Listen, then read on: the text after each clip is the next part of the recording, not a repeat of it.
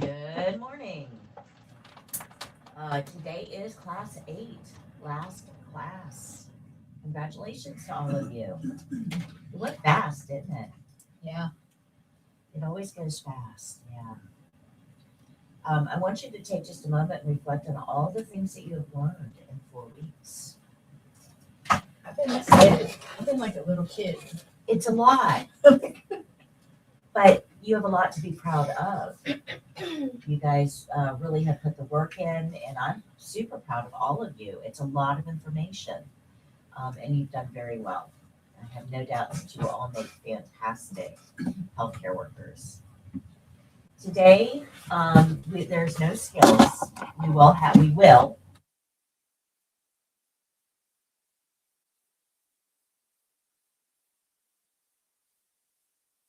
My help. Sorry, guys.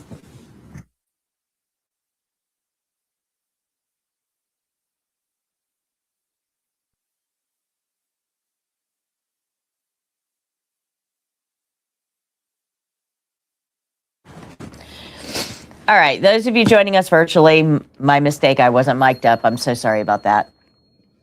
All right. Today is not about skills. You will have skills practice time. So those of you joining virtually, we will be turning off early so that the current classroom students can practice without being monitored.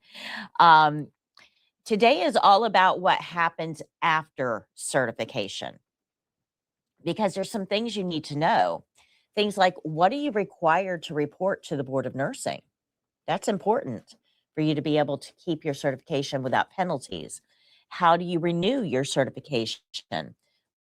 What certification and how do you get it? How do you find a job in healthcare? Because it is a little different. And most importantly, how do you ace that interview so you get the job? So we're going to go over all of those things. I will apologize. I am under the weather. I don't know how long my voice is going to hold out, so I'll try not to get too squeaky. But I will be going through this somewhat quickly to try to minimize how much I have to talk. Okay. All right. So first things first.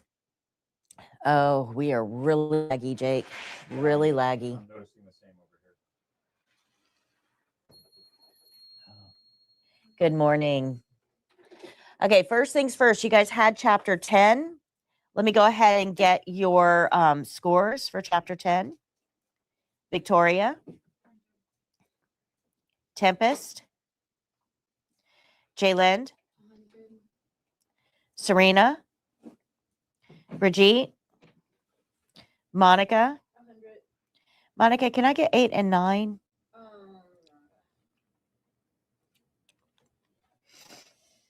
8, I goofed and missed.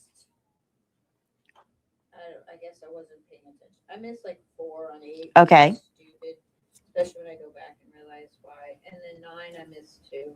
Okay. Do you have any questions on what you missed? No, I just realized that went too fast. yeah, I'm starting tube feeding. You got that one wrong. Position the patient for tube feeding. I said clean the tubing, so I'm not sure why.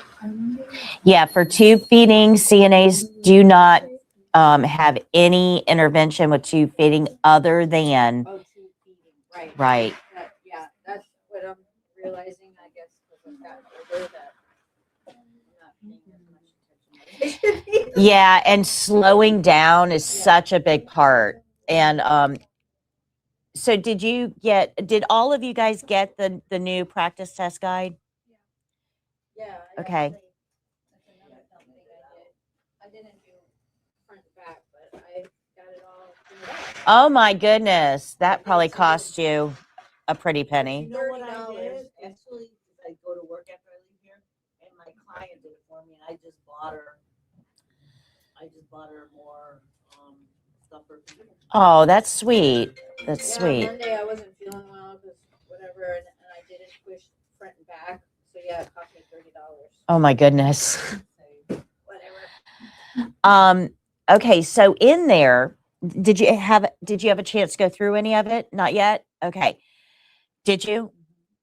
Did you find it helpful? Okay. So in there, and this is directly related to slowing down, okay? So when you're looking at a question, the question itself doesn't always tell you what kind of a question it is. Sometimes it does, sometimes it doesn't. But you have to look at the questions and the answer choices to have a true understanding of what the question is actually asking. And here's a great tip for you. Read the question. Thank you. Okay. Thank you.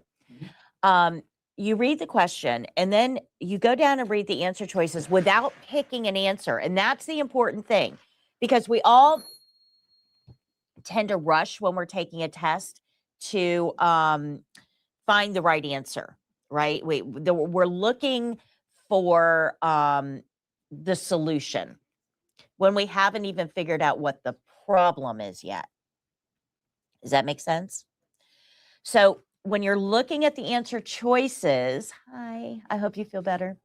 When you're looking at the answer choices, one of the things that you want to look for is notify the nurse. Okay. So if you are, and a lot of times it's buried deep in those answer choices, it's like C or D. So if you read the question and then you read the first answer choice and you think to yourself, that sounds reasonable, and you pick it, it could be wrong. Because if notify the nurse is one of those answer choices, you've got about an 85% chance that that is the right answer. So then you have to go back and look at, okay, I found notify the nurse. And I'm pretty sure that's probably going to be the answer. But let's go back and look at that question again. And now I'm looking for two things. So if I found notify the nurse, I'm looking for two things. Number one, I'm looking for an emergency. Because an emergency, we don't notify the nurse, we have to act. If I've got a patient who's choking, me going and telling the nurse is not doing anything for that patient. If I've got a patient who is on the ground, unresponsive, no pulse, me going and finding a nurse is not doing anything for that patient. Make sense? So first thing so we look at the question, we look at the answer choices. If we see notify the nurse, go back to the question. Is it an emergency? If it's an emergency, you got to find something that's going to act. Notify the nurse is not the right answer. But if I go back to the question and I see a change in the patient, any change in the patient, any observation, anything that's not normal, business as usual, what do I need to do? So that's how I double check, right? Now, if I look at the question, I look at the answer, see notify the nurse, I look back at the question, no emergency, no change in the patient, then it's probably asking if you're going to follow the care plan. So you need to find the answer that follows the care plan. So notice I didn't give you the question. I didn't give you any of the other answer choices. We're making all of this based on one specific answer choice. Notify the nurse. So is there an emergency? Is there a change? Or is it business as usual? If it's business as usual, find the answer that follows the care plan. If there's a change, we notify the nurse. If there's an emergency, we act. That's going to take care of probably 25% of the questions on your test. Without telling you what the questions are, that will cover 25% of the questions on your test. Okay, so good question. So we have theory questions. Theory questions are going to make up about 50 to 60% of your questions. And you can figure these out pretty quick because they ask which, what, how. Okay, so which of the following is a normal age-related psychosocial change, right? Which of the following? That's stuff we know. So theory is what you know, not what you do. So how do we figure out if it's a theory question? We read the question and we ask ourselves, is this asking me to do something? Because all the other questions ask you to do something. Follow the care plan, act in an emergency, promote safety. So there's another action. Communicate effectively. So all and apply the skills. So what are the steps of a skill? You know, what if we're going to wash something, if we're doing a washing skill, what's an important safety step? Well, we have to have the patient check the water, right? We've learned that. So those are also act questions, you know, doing questions, skills. What are you doing? So if you look at the question, it's not asking you what you're doing, then it's a theory question. It's asking what you know. So when you look at the question, that's first thing you want to ask is this asking what I know or what I do? If it's asking what I know, that's a theory question. And that means you're going to have to recall something. Now, I can't really help you a whole lot with that because that's based on your reading. It's also based on every word I've said in this class over the last 8 classes. We talked about theory. I've woven theory into the skills. You know way more theory than you think you do because it's just part of the way I present the information. Make sense? Good? Very good. Yeah, we're going to talk about the practice test in a minute. Very good. So we'll talk about that. I know you're perking up. Wait, what'd I miss? Okay. So all of this to say, I'm way off topic here, but all of this to say that if you race through the question and the answer choices, just looking for an answer choice that will work, you've solved a problem without knowing what that problem is. And you probably are not going to always choose the right answer. So you've got to slow yourselves down. And you've got to figure out, what is the question actually asking me? Is this a knowing question or is this a doing question? Because if you answer a doing question with a knowing answer, it's not going to be the right one. Does that make sense? Knowing that a patient is at aspiration risk if you don't sit them up is one thing. Sitting them up is something entirely different. Good? Good. Jake, can you pass that new flyer out? Okay, so this is a flyer that I created for this.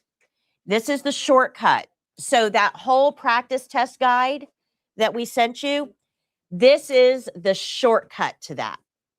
Once you kind of go through that and learn about it, this is everything that is on this page is in that book explained. But this is your decision tree. You have to figure out what kind of question it is. You have to apply the rule, which, you know, follow the care plan, apply the skill. What are the skill steps? Communicate effectively. Don't treat an adult like a child ever, right? Know what you know. That's theory.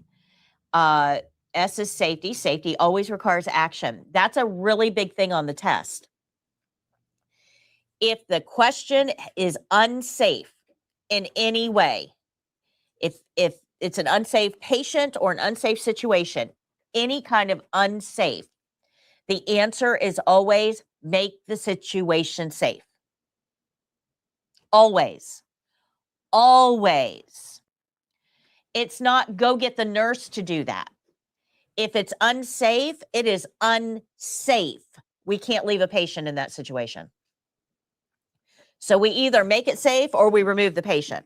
Those are your only 2 options. So safety questions are pretty easy to figure out.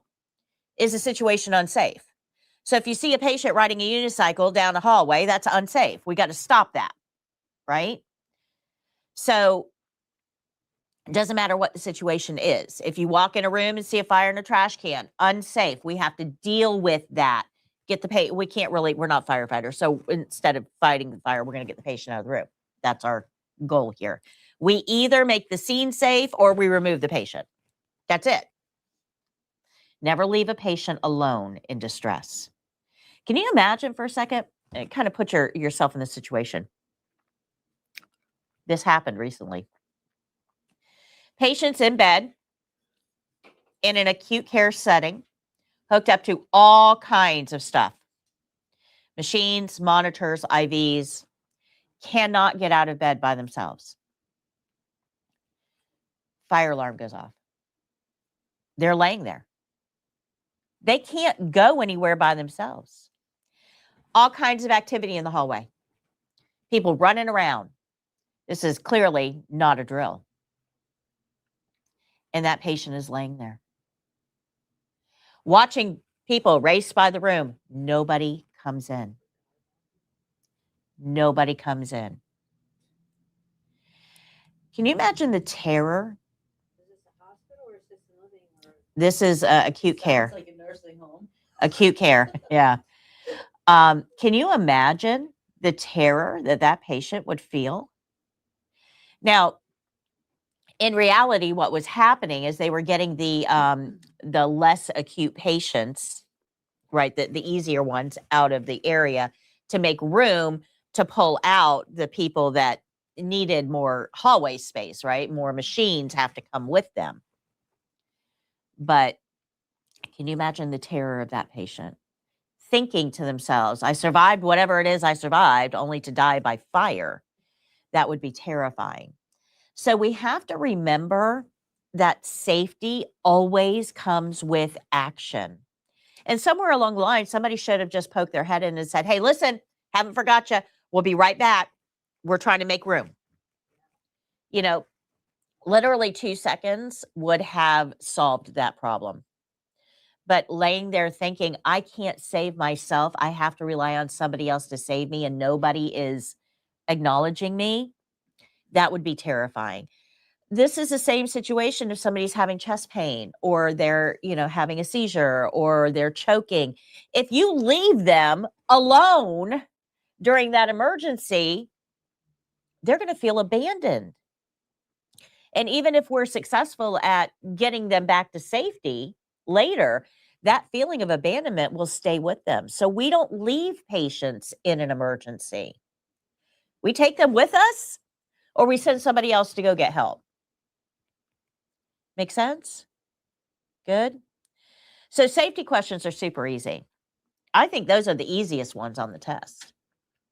They're also the ones that count the most.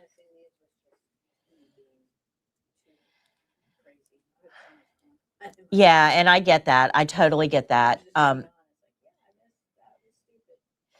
a lot of it comes to just skimming that question and the answer, because in our society, we used to have the attention span of a goldfish. That's now been cut in half. In reality, the fact that I'm able to hold your attention for 4 hours is frankly amazing. For me, that's why I made sure to come to you. I learn better by you. In person. And you are a very good speaker, and you keep. Thank you. I don't know about everybody else. You kept my attention. I love, because the other day, Monday, I was in bed and I was so tired, and I'm going, I wanted to listen to you, but it wasn't quite the same as being right here. Maybe I need to listen to her later. And that's why we still have classroom programs. I mean, I've been doing this virtually for over 2 years now, and it's free. Anybody in the world can tap into our feed and watch for free. Right now, I've got 17 people on. Yeah, on YouTube. Yeah, there's others that watch us through other mediums, but anybody can watch this for free. So you guys did not need to pay to come to class. You could have signed up or not even signed up, just gone to my website, my YouTube, and watched it for free. They're getting the exact same information you're getting in the same format at the same time. There is absolutely no difference between these people and you guys other than you're physically in front of me. That's it. That is the only difference. It's the same information. Right. So you will have skills practice, and you'll have next week as well, which will help you guys. And I know I got a little long-winded on some of those days, and I apologize. Wind me up, I'll go, guys. That's kind of the problem. But because a lot of people have that same mindset, I need to be physically there for the attention, because they're going to get distracted by the TV, the dog, the kids, the laundry, whatever. They're going to get more distracted. And that's why I still do classroom programs. I had originally thought that was going to put me out of business. that I would just be sitting in my office talking to a camera, not people. But you guys prove me wrong every class session. And I love that because I like this. I like the interpersonal. As long as people keep signing up, I'll be here. All right, so let me go back here. Kaya. This is chapter 10 I'm asking for. Arjola. Oh, sorry. 100. Arjola. Ito. Bobby. Jayothi. Deja. Jake, can you adjust the air for me, please? Yeah, I didn't turn it when I got here. All right. Oh, we are still really laggy. Trying to limit the internet usage so it's a little bit better. Unplug my Stream Deck for a second and plug it back in. Yeah, please. I don't want to be laggy today. We could also disable the secondary 2.2 link sender because they both use Wi-Fi. Yeah, let's do that. Turn that one off. I think that helped last time. We're definitely laggy online because they're dropping. All right. So if you've not registered for your test yet, please do so. It was brought to my attention today, and my apologies that I dropped the ball here. I'll take full responsibility. Prometric for Florida. Now, I'm not talking about other states, but for Florida. Prometric's office has moved. There is a new address. If you registered online, this does not affect you. If you registered by mail, the applications that I printed out and gave to you have the wrong address. So those of you that are virtual, please make sure that if you mailed your application in, or if you're going to mail your application in, you go directly to Prometric's website. It's prometric.com/nurseaid/FL, I think is the website. Just Google Prometric CNA Florida and it'll pull it up for you. Their address is on there, and it says in red, new address. So make sure you're using the right address to mail that out to. And I do heartily apologize for missing that for my classroom students. All right. Practice kits. If you're not going to stay to practice, if you're not coming in next week to practice, well, you got to practice. I don't have time now. Yeah, you got to practice. So practice kit may be the answer. You can use household items to practice. You can use a belt as a gait belt. You can use a Tupperware bowl as a basin. I mean, you can use common household items. The problem is when you get to the test, you're not going to be all that familiar with the testing supplies. And that's really why we offer this, so that you can kind of get used to what a gait belt is, how it attaches, how it's used. You can get used to the urinary drainage bag, how the port works. And it just kind of gives you that tactile ability to practice with the classrooms or the testing supplies. So I was waiting for the right time to ask this. I thought when you did the game on Tuesday, you mentioned that there was a practice test on your website, I think, that asked about supplies where you are able to. That's in the online course. That's what I heard you say, the online course. Yep. So, but we don't have to do it? No, you guys are already enrolled in the online course. Do you guys remember on day one, we did that sequencing activity with the opening and hand washing? You guys remember that? Say, you know, where we put the little pictures in the right order and check, got a gold star. Okay, that's the online course. I have that sequencing activity for every single skill we do, along with a supply gathering activity for everything that we do. So if you go to on your syllabus here, right? FL-CNA training, which is the very first one, very first QR code here.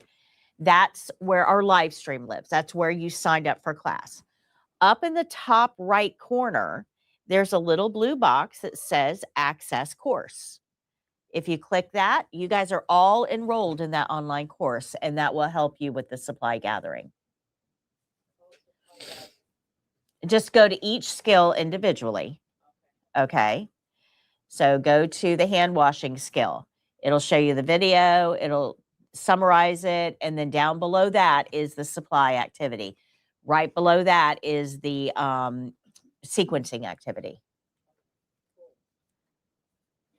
Okay. All right. Testing care plan sets we already know about. And flashcards, today's last day for $14.99 on the flashcards. All right, so let's go to page 171.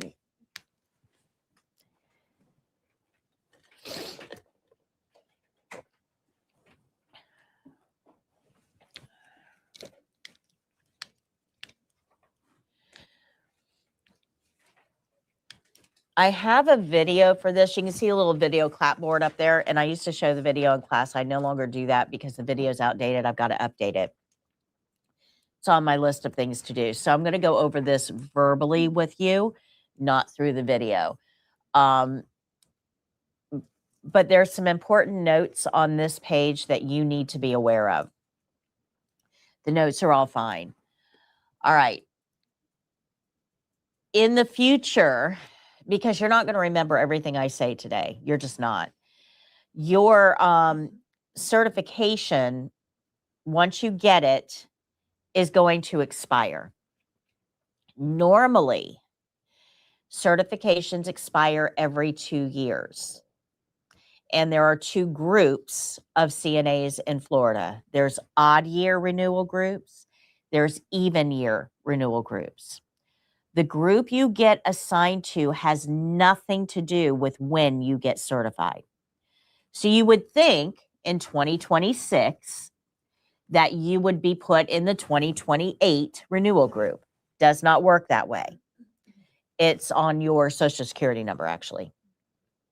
Okay, so it has nothing to do with your certification process at all. So you guys are all going to be assigned to one of those 2 groups. You won't all be in the same one. Does that make sense? So how do you know? Well, I'm going to go over the website in just a minute for you to check that. But you are going to be on the website. It shows you when your expiration date is. You need to be aware of when your expiration date is. Super, super important. They're going to send you emails. It's in like February. It says, hey, you're up for renewal this year. You renew by May 30th. Then they'll send you another one in April. Say, hey, you're up for renewal next month. Make sure. And then they'll start sending them to you until you renew. So they're pretty good about keeping you in the loop. This isn't going to hit you from, left field. All right. But let's say that you are in the 2028 group. Do you think you're going to remember everything I say today in 2 years from now? No. So I need you to know where to find this video once I get it updated, which will probably be in the next month or 2. So if you go to my main website, 4YourCNA.com, you're going to be in the after certification tab at the top. So there's training, which is where you are now. There's testing, which we've gone over, test registration, instructions, background check, that kind of thing. And then there's after certification. What do you need after you get certified? And that's where this is going to be. The first link there is CNA Renewal instructions. That's where you're going to go to get all of this information. Okay. I get hundreds of phone calls in April. Hundreds of phone calls in April. Oh my gosh, I have to renew next month. What do I do? You go to foryourcna.com, click on after certification, and watch the renewal video. That's what I'm going to tell you to do. Okay. So there it is. Okay. So it used to be up until last year, when you got certified, you actually received a blue card in the mail. It looked like that. And they mailed it to you. Usually it was really quick. Like within 2 weeks of testing, you had your blue card. And it was a way for you to verify that you were certified. You actually had to have a copy of it when you went to interviews or applications, that type of thing. The problem is that this is a public document.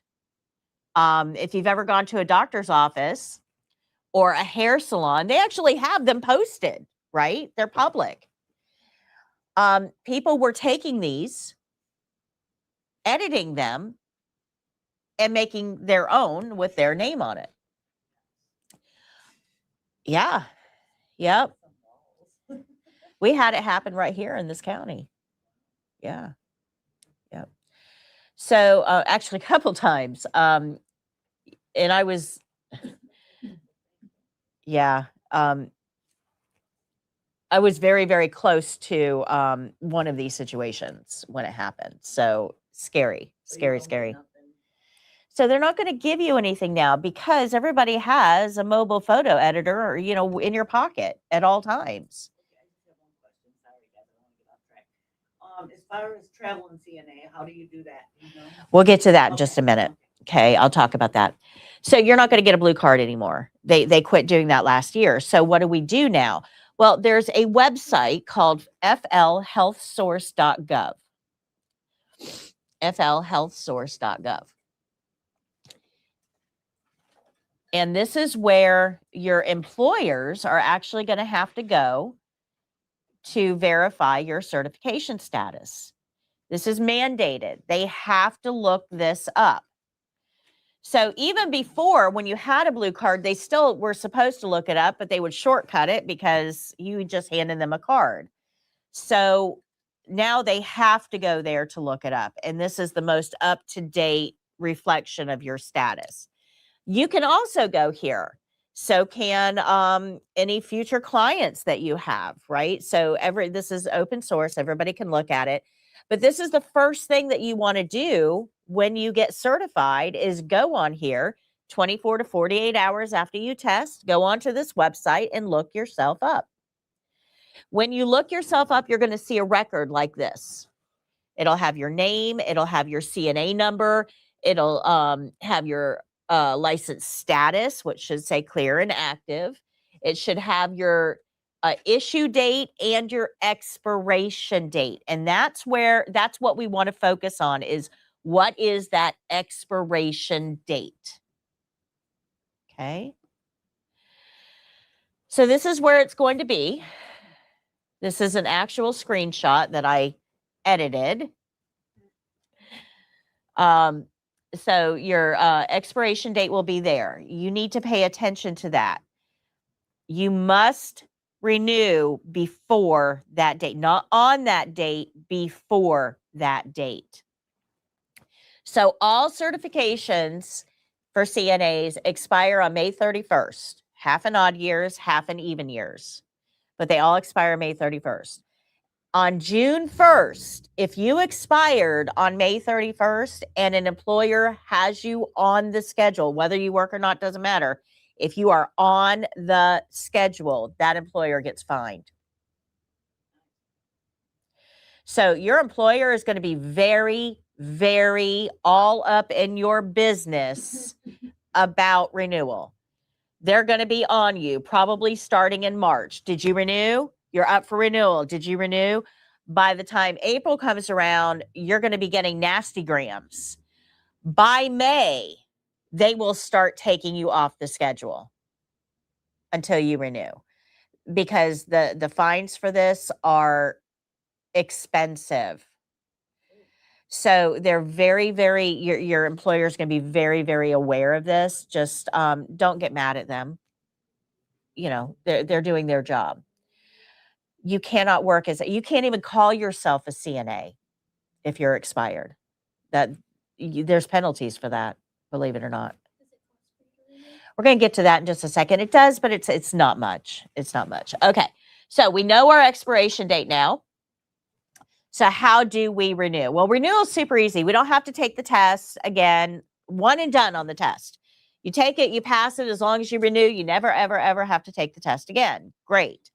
So how do we renew then? Well, in order to renew, we have to keep up with something called continuing education. And for CNAs, that's actually called in-services. We have our own word as CNAs for continuing education, in-services. Now, you have to have 1 hour of in-service or continuing education for every month that you're certified. So after that first renewal, you're on the same 2-year schedule as everybody else. So you'll be renewing every 2 years from that point. So that's 24 months. So 24 hours. Okay, good. Makes sense. That first renewal will not be 24 hours. It'll be usually a little less, sometimes a little more. And you guys are right in that sweet spot. I mean, right in that sweet spot. So if you renew in even years, we are right now, for those of you, we are in April of 2026. So let's say that you get your renewal, it shows May 31st of 2028. That is not 24 months away. That's 25 months away. So how many hours would you need? 25. They're not going to have you renew next month. Okay. They would, there's, I think, a 3-month buffer. Yeah, there's like a 3-month buffer. It's either 60 or 90 days. I'm not aware of, or I don't remember. I'm a little fuzzy right now. I don't remember whether it's 60 or 90. Doesn't matter. Go by your expiration date. But you have to add up how many months am I going to have this thing in my first renewal? And just add up the months, and that's how many hours you need. For some of you, you'll renew in the odd years, so that's 13 months. So how many hours would you need? 13. I'm confused. Like, what do you mean by hours? Like, what would we have to do? Okay, we're going to get there. Right now, I'm just trying to explain to you how to calculate how many, and then we're going to get into what we have to do. So you have a certain amount of hours that you need that you're going to calculate. Now, what do those hours actually mean? Well, there's topics that you're required to have every renewal period. Things like medical error prevention, communication with cognitively impaired individuals, CPR skills. You'll get hours for renewing your CPR. HIPAA and confidentiality, bloodborne pathogens, domestic violence, resident rights. These are all topics that are required every renewal period. Okay. But they're not going to make up your whole 24 hours, give or take, however many you actually need. You're going to have some hours left over that aren't mandated on topics.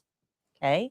These are our mandated topics. This is what we have to do. And then you're going to have probably 10 or 12 hours that you get to do with what you want to do. So this is going to depend on your particular setting. So let's say that you work in a locked unit of a dementia care center, okay? You're probably going to want to take continuing education on effective distraction techniques, how to get dementia patients to comply with personal care skills when they don't want to. You might want to learn a little bit more about Lewy body dementia because you just got a patient in with Lewy body dementia. How is that different from Alzheimer's dementia? What do I need to know? If you're working in a hospital on an ortho floor where you're doing tons of hips and knees, and that's all you see all day, or hips and knees and hips and knees and hip, those topics aren't going to help you a bit. Right? Knowing about Lewy body dementia does not help you figure out how to care for these patients with hips and knees. So you would want more things like signs and symptoms of surgical site infections so that you can identify them earlier. Right? Make sense? You can only do it 60 or 90 days before your billing, correct? No, we're going to get to that. Hold on one second. Yeah, hold on one second. All right. So you have your mandated topics, which are in the book on page 171. You have your mandated topics. But then you've got the remainder of hours and topics you choose. You want to choose topics related to your work environment. If you are working with autistic kids, then you probably ought to learn a little bit more about autism. If you're working with diabetic patients, you probably want to learn a little bit more about diabetes to elevate your practice. Does that make sense? Good. Now, there are ways, though, that you can use those extra hours to help you if you want to change jobs. So we're going to get to that in just a second. How do you get these hours? That's what all of you guys are saying. Okay, you're telling me I have to have a certain amount of hours. You're telling me what those hours have to be in. How do I get them? So the answer to that is there's a million different ways. The most popular, the most convenient is online. Online. Just go to your favorite go to your favorite search engine and type in CNA Renewal in Services, Florida. A million of them are going to show up. Most of them are a flat fee, like $19.99 for 2 years of unlimited. You go onto their site, you pay their fee, you read through all the information, you know, whatever they present, you take the little test at the end, they give you a certificate for your continuing education. So it's super easy. Just CNA Renewal in Services, Florida. There are several. There are a lot. And the care link. So the one that I recommend is CARES Link. I went in that, and it wasn't the most easy. I thought it was more like a LinkedIn for medical. Yeah, it's not a social media site. Yeah, so CARES Link actually has under their learning tab, continuing education. So you can get, now the thing I like about CARES Link, and yes, we are somewhat partnered with, I'm not partnered.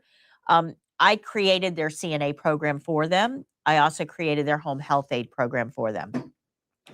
I don't have any continuing education up at this time. I probably will eventually when I have time. But the thing about CARES Link that really made me agree to provide educational material for them is because it makes it easy for you. As CNAs, if you create an account on CARES Link, you fill out your profile. All of those continuing education courses that you take automatically attach to your profile. They submit to the Board of Nursing. It makes it very easy. So all you have to do is go on there, take your continuing education, and everything auto-populates where it needs to go. So you don't have to go through any separate steps. Like you don't have to print out your certificates. So it does make it a little bit easier. But what I really like, and they're really working hard to get this feature up and running. So let's say that you create an account on CARES Link. You put everything in there, your CNA license number, everything is in there. And you look at the job openings, you apply for a few, but nothing really sticks out to you. Nothing that really is exciting, right? So you're just kind of waiting. And an employer has an opening. They're on CARES Link. They can do a search to say, okay, how many people are already registered on this platform that have this criteria? And maybe they use an autism CEU as their search criteria. I want a CNA that's interested in learning more about autism because that's our patient population. So they can actually search to see how many CNAs in Florida are registered on this site that have this credential or this in-service, and then they can reach out directly to you and invite you to apply. Applying is one click. So that's what I really liked about them is they truly are working hard on connecting employers with employees in the easiest way possible. So I don't make any money off of this, getting you guys to sign up, but it may help you in your job search and opportunities. So that's what, when I went on it after you mentioned it, because I'm not certified yet, that I couldn't really. Yeah, create your profile. Yeah. So it's for getting our hours for the renewal and also for finding jobs Right. So this does everything. This does everything. instead of like Indeed? Right. We're going to talk about job searches in a minute. Okay. We will talk about job searches in a minute. All right. So you can go on to online platforms and get CareSlink isn't the only one. There's a whole bunch out there, but you can go online and get that's the most convenient way, right? People do it at home in their pajamas. They don't really have to do a whole lot. Another way to get your in-services is through your employer. And most employers have like monthly meetings. So we're going to get together on every fourth Tuesday, and the employer is going to talk about things that we need to cover. Like, I've noticed you guys are leaving that back door unlocked on night shift. Don't do that. That's a safety risk, right? Or, hey, I've noticed that we haven't had any patient falls this month. Great job. Let's talk about fall safety. So they kind of use this opportunity to address problems and to give accolades and all of that. Well, some employers use this time to give in-services as well.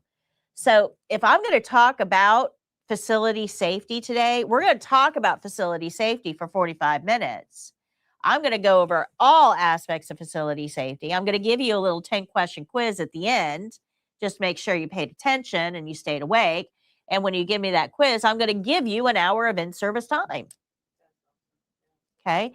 So this is a great interview question. Do you offer in-service? If I got to be here anyway, right? If I got to be here anyway, and I got to listen to you anyway, getting a in-service hour out of it is kind of a win-win for everybody because it gives you one step closer to that renewal. Remember, they can't work you unless you're renewed. So it's a win-win for everybody. So a lot of your employers will give you in-services as part of, your monthly whatever. Other employers contract with these online providers like Relias. And you'll get a login when you go to work at that place. That's during orientation. They'll say, okay, all of our continuing education is through Relias. Here's your login information. Make sure that you keep up with your in-services. But we've paid for them for you. It's a great interview question. They know you have to have them. Ask them, are you helping me with in-services? Or am I on my own? Good? Makes sense? All right. Now, if you decide that you want to work in a different area, so let's say that I'm working in ortho, hips and knees all day long, hips and knees, hips and knees, hips and knees, and I am tired of hips and knees. And I see that same facility, there is an opening in the mother-baby unit. And I'm like, ooh, I want to do that. All the experience I have are in hips and knees. That does not help me when it comes to babies. Those two skills do not translate. Now, yes, I am a CNA, but I need a different skill set here. So I could go get continuing education on working with mothers and babies. So I might take a continuing education class on swaddling.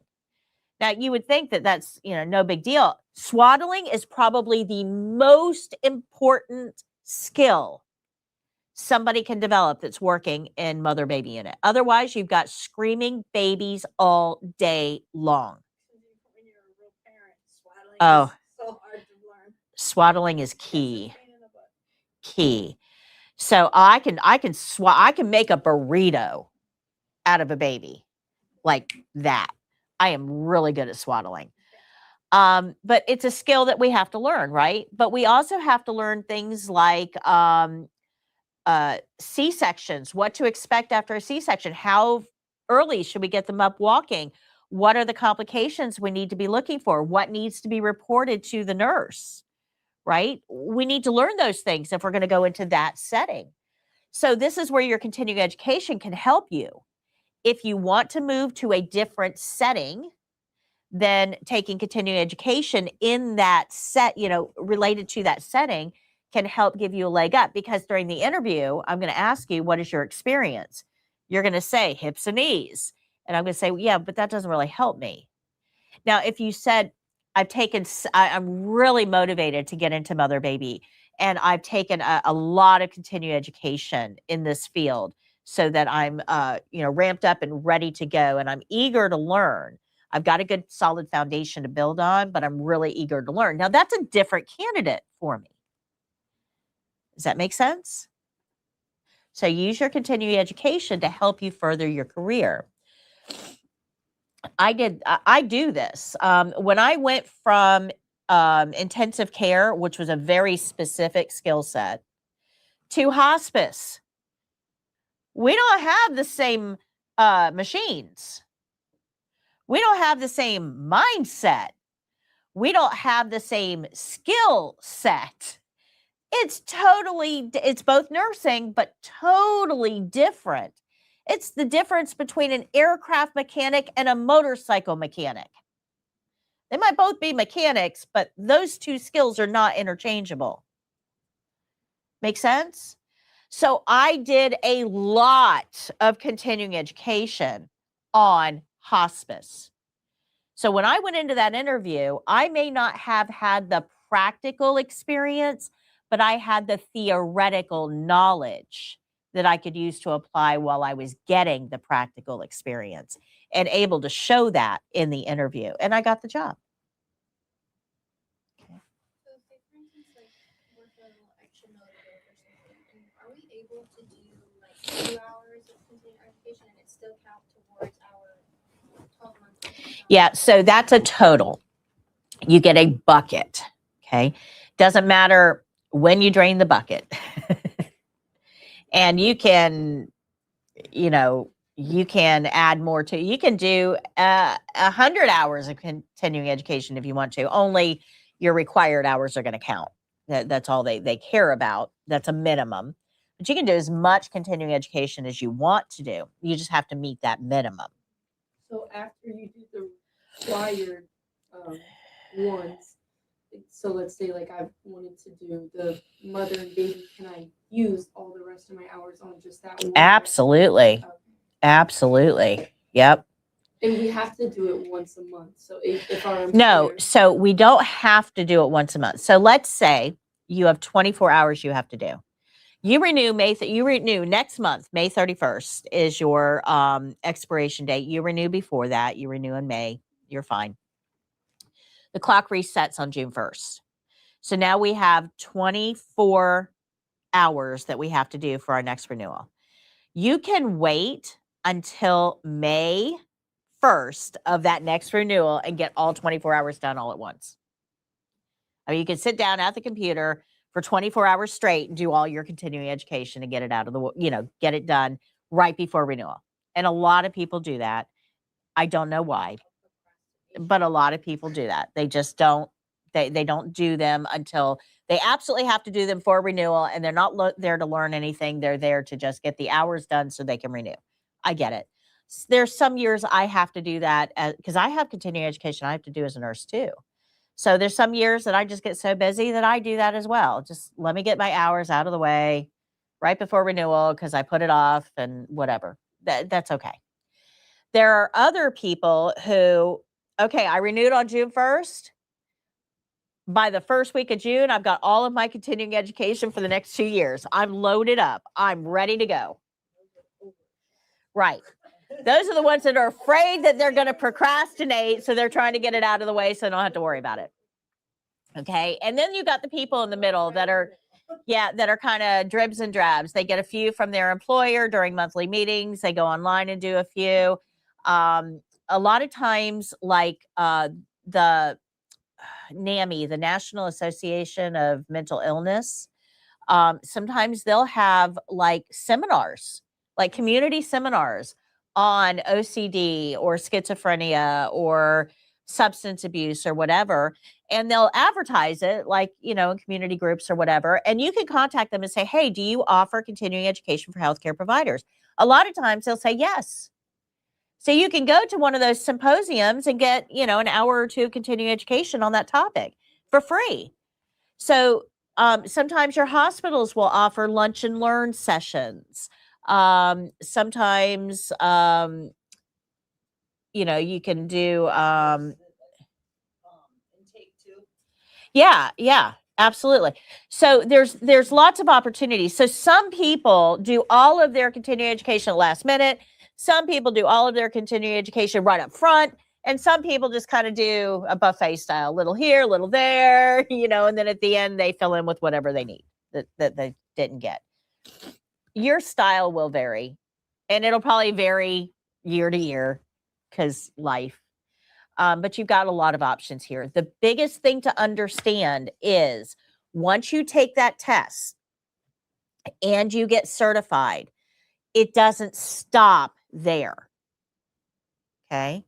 You take the test, you get certified, but we have to do these things for renewal in order to keep that certification. Does that make sense? Okay. Yep. I didn't Yep. pay attention either, but at least I get the book in the mail. I'm like, oh, we're due in September. Yep. Most professional certifications require some sort of continuing education. And that's because things change. Things change all the time. All right. So, in order to renew, we know that we have to have continuing education. We've got that covered. We also have another requirement. We have to have worked at least once as a CNA for pay in that renewal period to be eligible to renew. We don't want somebody who got their certification in 1976 and has worked as a bank ever since then and just keeps renewing for the what ifs, right? Do you think that if they're not using that knowledge, they're going to remember it?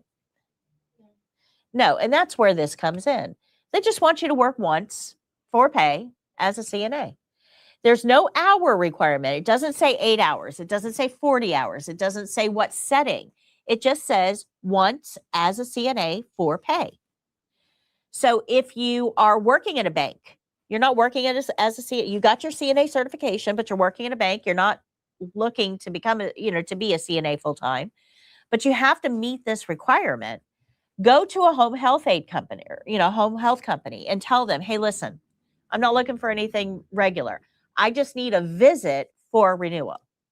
And they'll say, okay, well, we've got this one client. We can send you out on a visit. You go do the visit. You get your pay stub. There's your proof. You've worked once as a CNA for pay. Now, in exchange, because nothing is ever free, right? In exchange for that, they now have you on their list. So when they have a case that they have a hard time staffing, they're going to call you up and say, hey, can you help me out? Do you want to shift? Right? So the more people they have on their list, the easier it is for them to staff cases. You can always say no, right? But maybe your phone bill got a little pricey this month. Who knows? Or your electric bill. There's one. You may want that additional revenue stream available to you as well. So it's a give. Does that make sense? Okay, so we have our continuing education that we have to meet. We have to work at least once as a CNA for pay in that renewal cycle. And then we just pay the renewal fee of $55 and we go online. We're going to check 2 boxes. I have my continuing education and I have worked as a CNA. Here's my $55 and now you're renewed for another 2 years. You do not send proof. You are checking 2 boxes. You had a question? I think who raised their hand? Was you? Okay. So I was gonna say for instance, you get your CNA license and you go to work like in a hospital or something, and you're listed as a patient care tech underneath, like you have that certification. Does that still count towards those hours? Yeah, the way the statute is written, and I shortcutted it, I probably shouldn't. The way the statute is written is perform CNA skills for pay in a renewal cycle. So I just shortened that work as a CNA. And yes, we can call you a million different things. I call it alphabet soup. I did a lesson on it a couple of years ago. To shortcut it, There is only 2 places that you work that require that you are actually a CNA. Just 2. That's a nursing home, it's by statute, and home care if you don't have some other certification like home health aide. Okay. So home care, it's because we're leaving you alone with grandma. We want you to have something. In a nursing home, because there's usually only 1 nurse for 100 residents. So we want to make sure our CNAs have good observation and reporting skills. Other than that, you do not have to be a CNA to work anywhere, not legally. You can work at a hospital, you don't have to be a CNA. You can work in assisted living, you don't have to be a CNA. You can work in mental health, you do not have to be a CNA. You can work in a walk-in clinic, you do not have to be a CNA.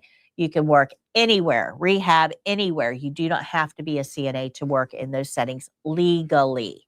And I want to make that distinction, legally. Okay.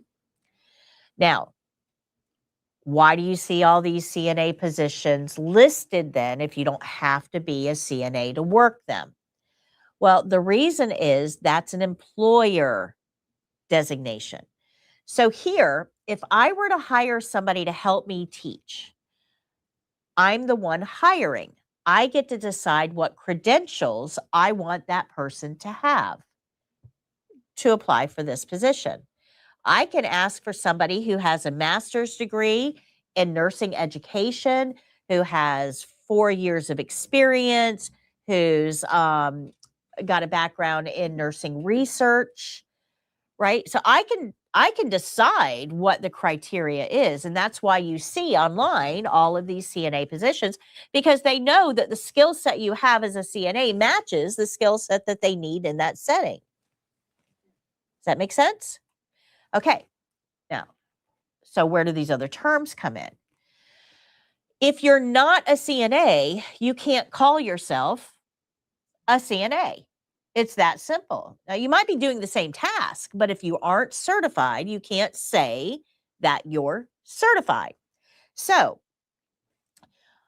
a hospital can hire you without a CNA. They can hire you and train you, and they can hire a CNA and train them, and you're both working in the same position. Bless you. One of you is a CNA, the other is not. You got the same training. You're doing the exact same job. They can't call this person a CNA because they're not certified. So they have to call them something else. Patient care tech, personal care assistant,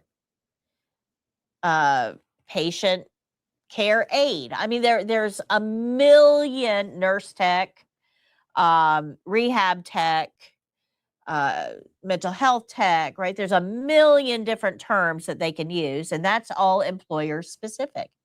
That is not regulated by the state. The state regulates CNAs and home health aides. That's it. Everything else is a made up acronym used by industry, not legislation. I don't know if it's true, but I heard that the patient care techs, they get more pay than a CNA. So it's just weird that like CNAs get their title, but like anyone can get called a patient care tech, unless I'm like not right. So if you're going to work at a hospital and you have your CNA, patient care tech would be your title. So it's the same thing. To them, yeah. Hospital website, that's what I did, and I typed it up, it was just PCT. Right. That's what they call them, because you don't have to have your CNA to work there. It's not. Now, the employer can require it as basically they want you to have your CNA so that you've got a basic level of training, right? Because it shortcuts their training, but it's not required legally. Does that make sense? Yeah, sounds really annoying, but yeah, I guess so. I Okay. mean, I would hope that they at least do their in-house training before they put somebody to work, but. Yeah. Well, every employer will do an orientation period, Mhm. and they'll figure out what skills you have, what skills you need remediated on. like in real estate, I mean, it's a big thing. If you do real estate and you're not licensed, it's the law. Like you have to be licensed. But this sounds really annoying for me, honestly. Whatever. So, And I was under the impression, because I'm looking to kind of start out really slow, which is going to be a question I ask you when we get there. Like, being a sitter in a hospital, I thought you had to be CNA to be Nope. eligible to be a sitter in a hospital. you don't have to be a CNA to be anything in the hospital. Wow. Nothing. But are they gonna hire somebody that has no experience, or are they gonna hire a CNA if they're hiring? They're Right. gonna get in the door before that. True. Right. Yeah. So think about you 4 weeks ago. Okay. And you now. Knew nothing. Are you the same person? No. So if we hired you 4 weeks ago, it would take me a whole lot longer to get you up to speed, right? If I hire you now, look at all the information you have behind you.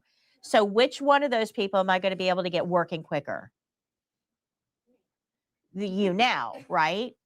So that's why those job descriptions say we want CNA, because they know if you've got your CNA, you have proven that you have a certain amount of skill level that's been proven through the certification process. Okay. Does that make sense? So understand that the medical industry has grown and there's a lot of new opportunities that weren't there 30 years ago. Right? So we don't necessarily have to have a law that mandates every single one of those opportunities. So that's why the job market, what we call industry, is different from legislation. Different. So also, say you don't pass your skills when you go take the state exam, they require you to wait a whole 30 days before you can take it again. Right.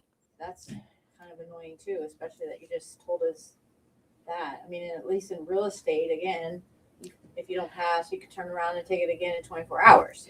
Yeah, no, it's But 30 days. 30 days is a long time. But you have to understand the difference in testing. So in real estate, the testing is computer. You go to a computer center, you sit down in front of a computer and you take a test that's delivered by the computer. The person that's at the testing center has nothing to do with any of it but check you in and make sure you don't cheat. That's not a specific skill set. For the state exam, you are demonstrating skills in front of 2 RN evaluators. You're trying to join there's lots and lots and lots of other people ahead of you, right? So yes, they do make you wait 30 days.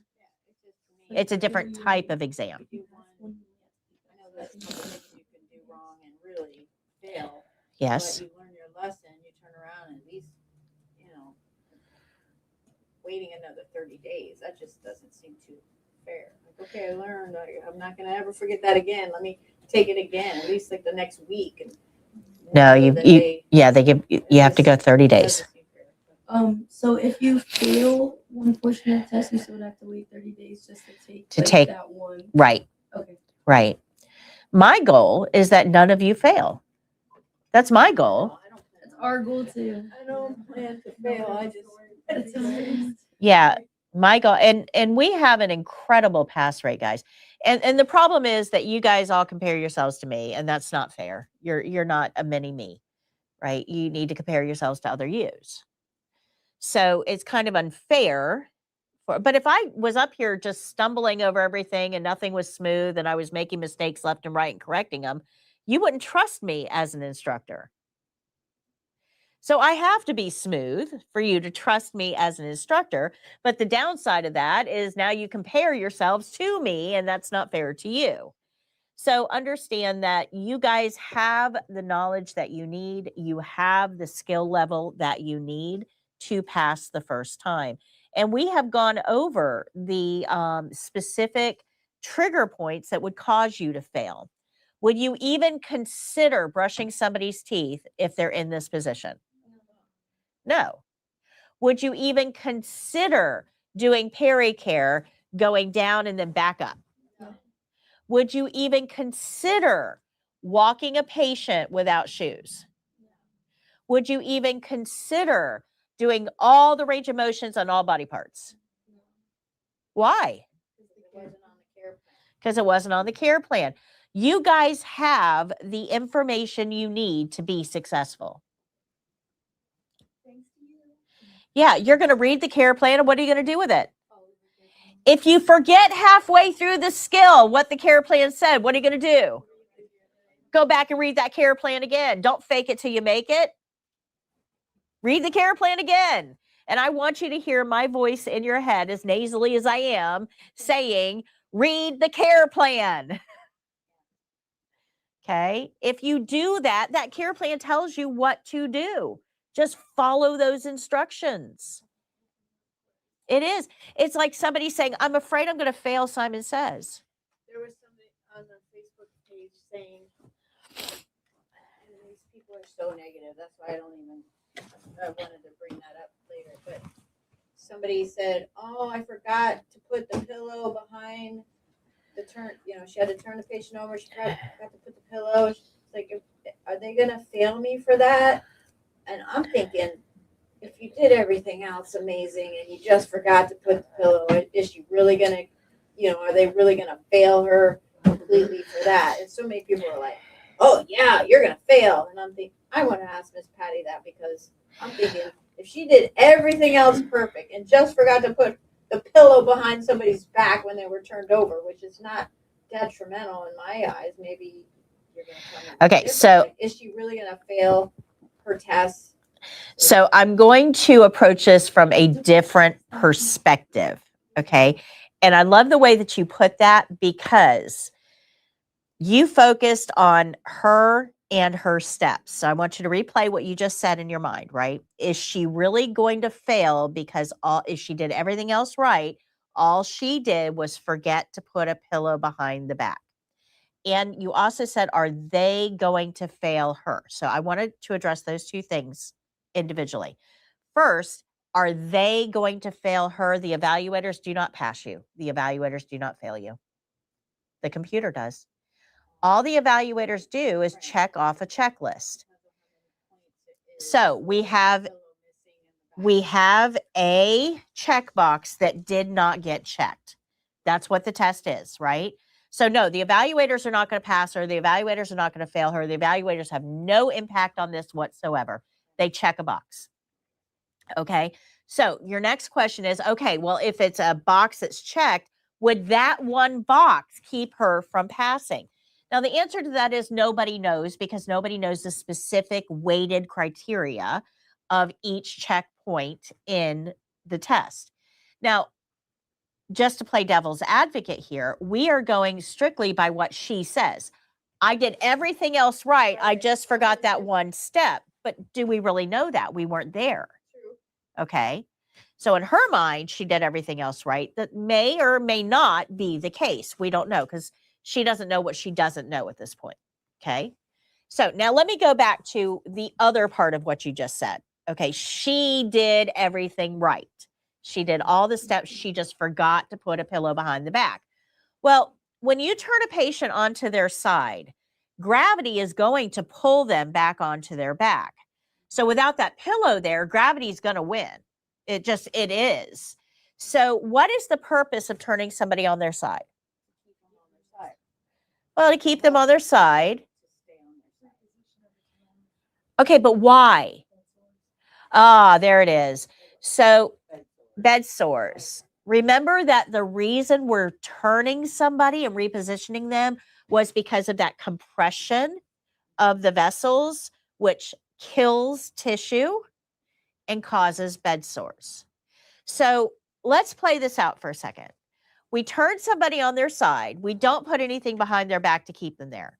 We put a pillow between their legs. We put one under their top arm. We adjust the pillow under their head. We did all that all right. But are they going to stay in that position for the next 2 hours? Probably not, because gravity will pull them on their back. So did we truly accomplish what we needed to accomplish for the patient? There's your answer.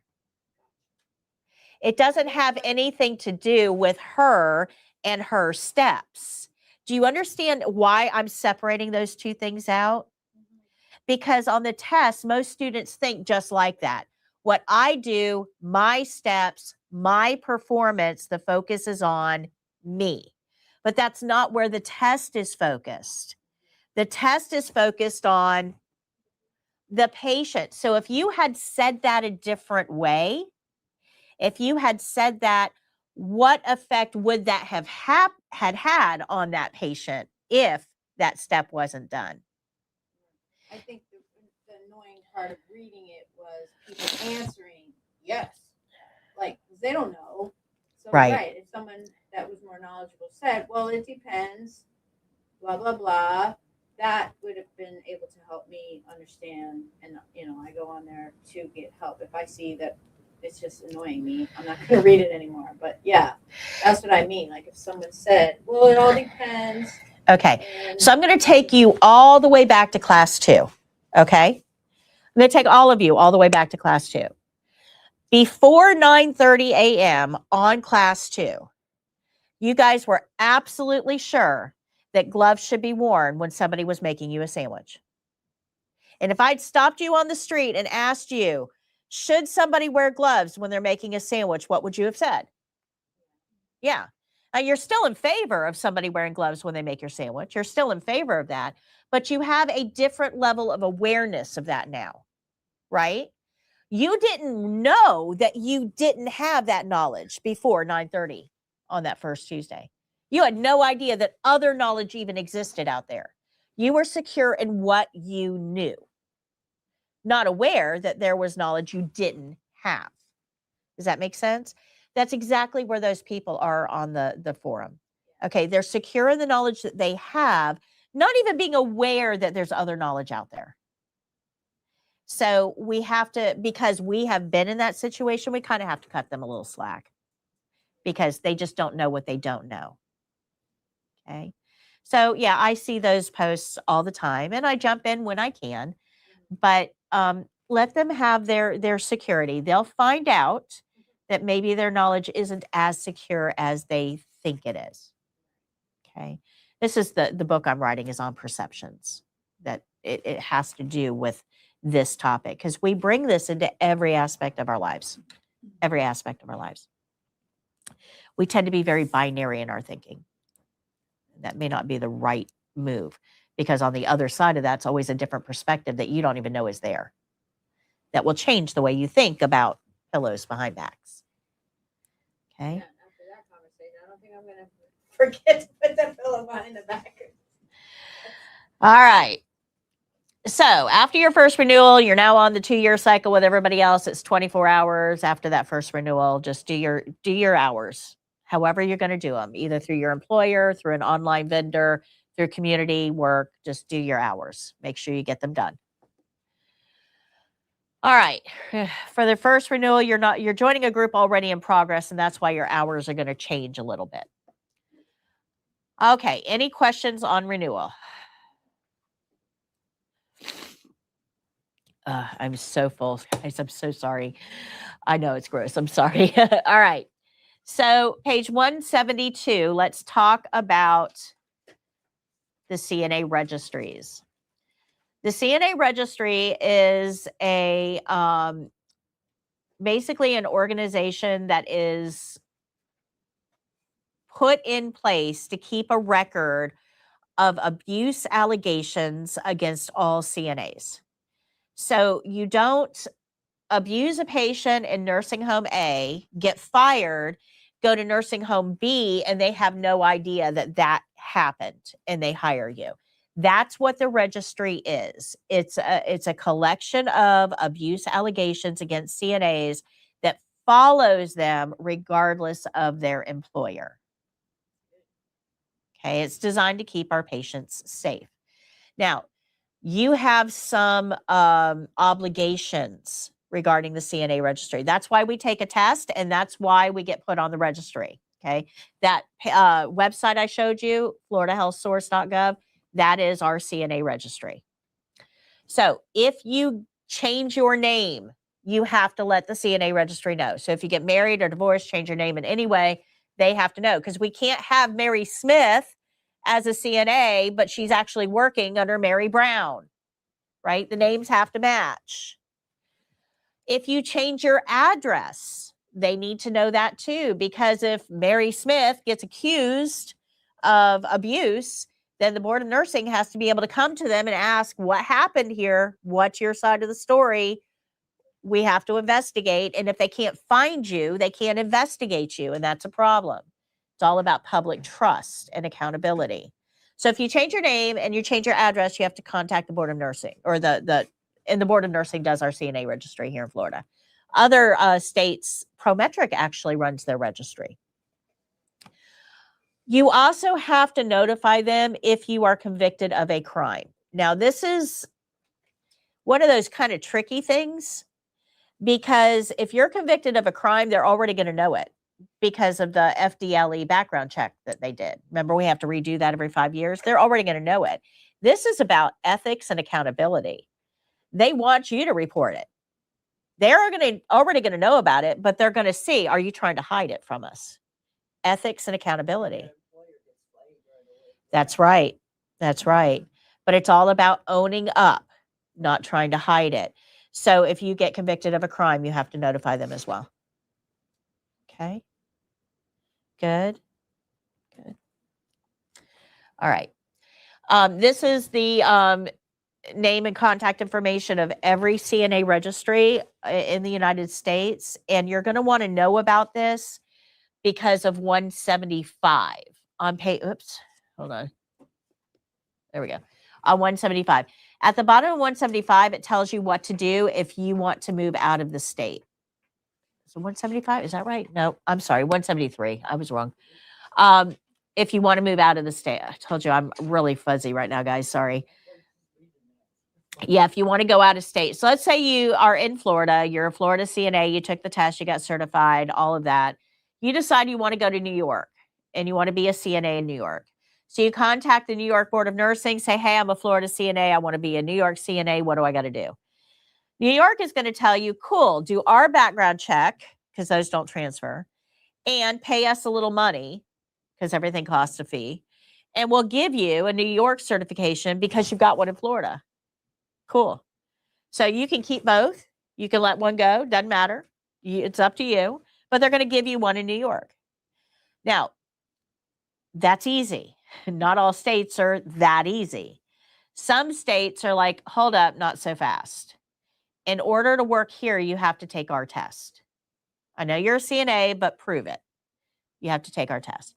And then there's a couple of states that are like, nope, you want to be a CNA here, you start fresh. You start from go.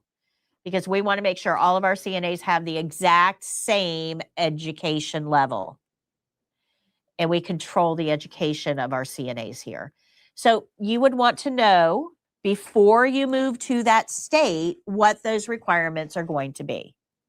So if you decide you want to move to Idaho, get in touch with Idaho before you pack your bags. Okay? Because it may keep you from being able to work in that place. Oh, Anna. Hey, Miss Patty, I passed my CNA test. Thank you for the videos. Congratulations, Anna. Good job. So proud. I love those. Congratulations. When you guys pass, make sure you come back and let me know so we can clap for you. All right. So I gave you all of that information to make it easy for you to make a transition if you wish. All right. Page 174. Let's get into finding a job. J-O-B. Because all of this is really for nothing if you're not going to put it to work for you. So how do we find a job? Well, it's different than other industries. In most cases, you probably sit on your couch, pull up a jobs board on your phone, and just start looking at what's out there. But healthcare is a little bit different. I'm going to explain why in just a second. But I just need you to know that healthcare is a little bit different. We're going to have to employ some different types of strategies here. But before we go on that journey of trying to find a job to apply to, it's helpful to know which job you want because they're not all the same. Working in a rehab is different from working in mental health. So you need to know what opportunity you should be focused on based on your own personality. So if you have not taken the workplace personality quiz, I would absolutely encourage you to do so. I Okay. took it and it came up rehab for me, which wasn't Okay. even anything I was thinking, and now my thinking is Changed a little bit. Yeah. Did you read why it picked rehab for you? yeah, I gotta read it again. Because I just did, I think it was late. I was getting tired and I did it. And so I want to go back and read. Yeah, you'll probably find that it matches your personality I know traits. why, because I know me really well. It's just rehab wasn't even a thought until I did it. And Yeah. I didn't even really realize it wasn't an option. There's so many options. That's why Yep. I'm excited. Like, Yeah, so this will help you kind of narrow it down. So try to figure out where you belong. Now, once you know where you belong, we can streamline our job search so it's not quite so overwhelming and wide open. So one of the first things that you're probably going to do is go on to a jobs board like Indeed or Monster or Simply Hired, Career Builder, those types of things. One that I want to point out to you, though, that is probably not in your level of awareness is this one right there, USA Jobs. These are government jobs. So great benefits, government jobs. So this would be like federal, even some state jails. They hire CNAs. Great benefits and good pay too. And you're never, ever, ever alone with an inmate. So VA hospitals are going to be on there.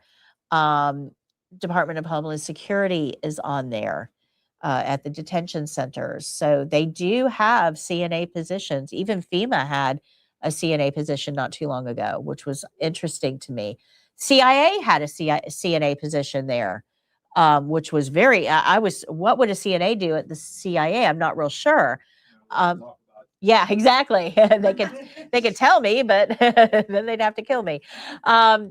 So yeah, I mean, there's lots of very unique government opportunities here for CNAs that they're not going to show up on Indeed, right? You have to go onto a government website to find those opportunities. So USA Jobs is one that I like to kind of highlight because it's not something that most people think to look at. Now, why would that be the case? Why would those types of jobs not show up on Indeed? This is why. Because every one of those jobs boards costs money for the employer to post an opening. We tend to think of these as free because they're free for us to search. They're not free. Somebody has to pay for that. If it's not you, that means it's got to be paid for by the company.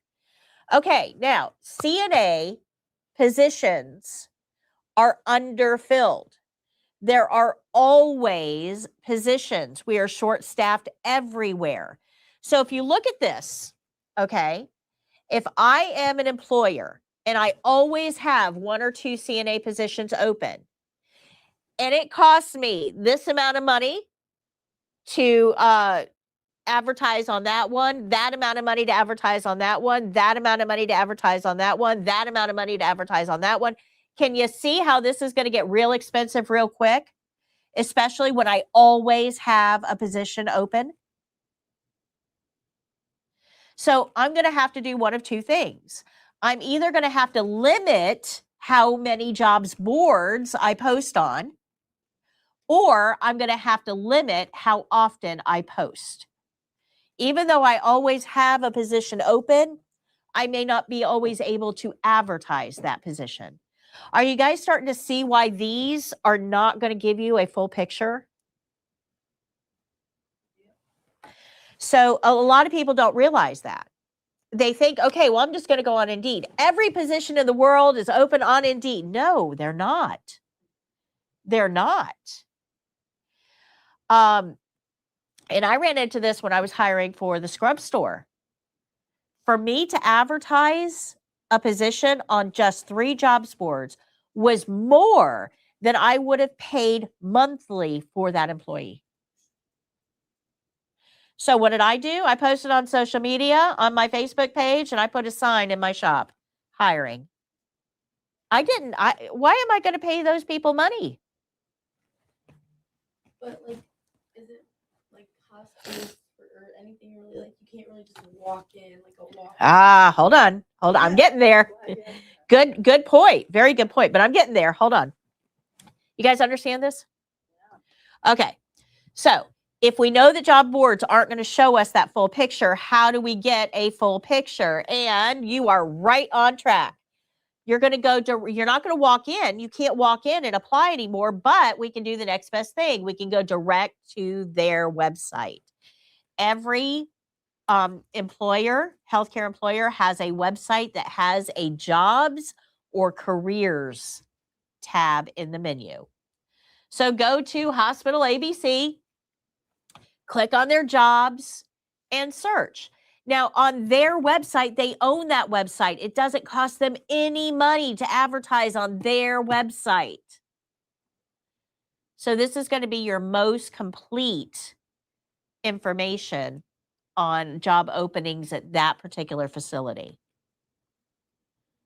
Okay. Most people don't think to take this step. They go on to Indeed. They don't see anything for their local hospital. They assume their local hospital isn't hiring. And yet there's 6 positions listed on the hospital website. So that's where maybe I can ask.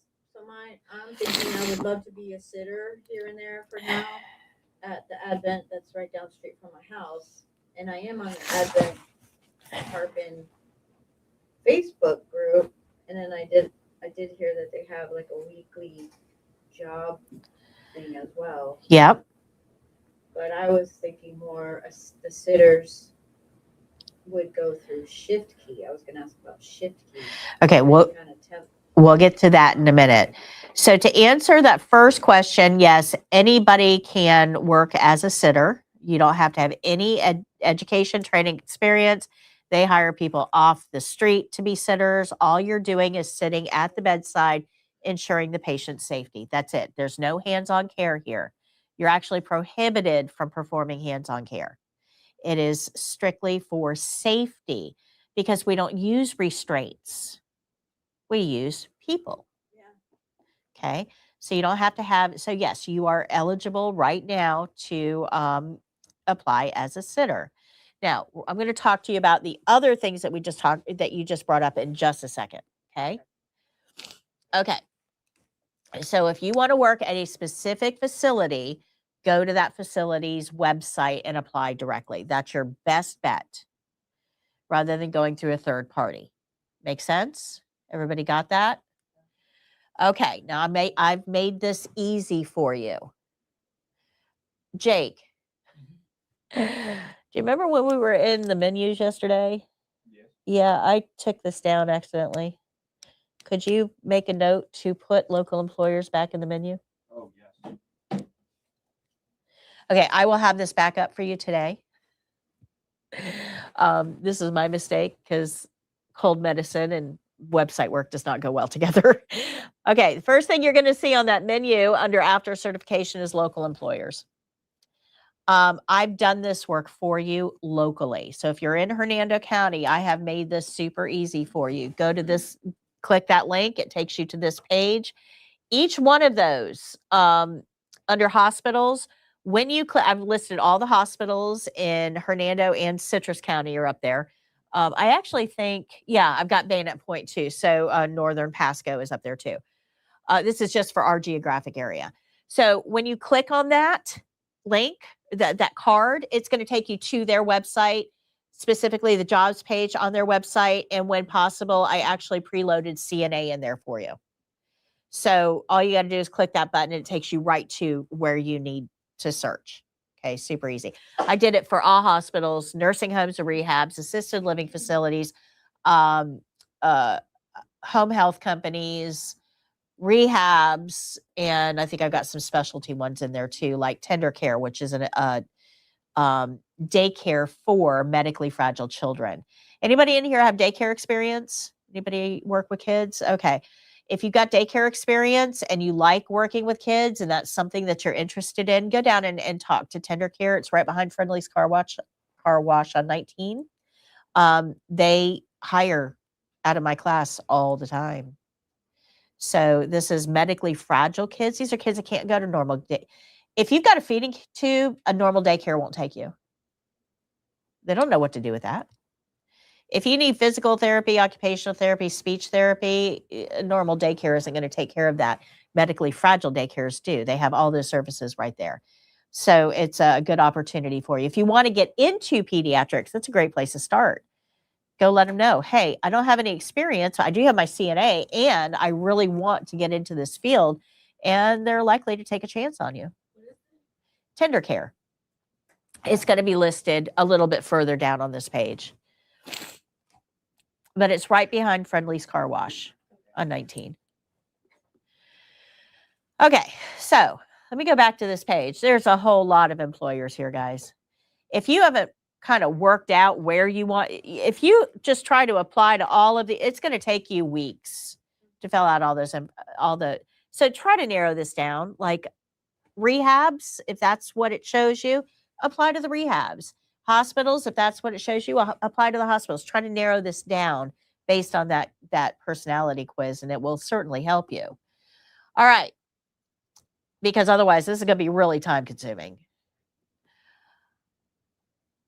There's another option for you when it comes to job search. And a lot of people don't stop to think about this. They go directly to a jobs board. But Google actually has an awesome job search feature. Now, all of those employers have all of those positions on their websites, right? Google crawls every website every day. So Google pulls those options and lists them all for you. And nobody has to pay for that. Google does that for free. So just go into Google and type in CNA jobs near me. Now, what I have found when I've done this is Google will pull up some really neat things that I never even thought of. That like there was a in Brooksville, there was a medical clinical trial company that did like clinical trials for medications, investigational medications and stuff a couple of years ago. They had a CNA position. Well, nobody knew about it because they didn't advertise it on Indeed. And it's not something you would go look up on your own. So the only way that we knew about it was through Google. So Google is good about pulling some like really off the wall, cool job opportunities for CNAs that you wouldn't see in any other case. So take a trip through this just to see, is there anything there that might catch your fancy? Okay, good. All right. I cannot overstate this. And this is something you just brought up. So I can't overstate this. Every medical setting now has a social media presence, whether it's Facebook, Instagram, Snapchat, X, LinkedIn. Every one of them has a presence.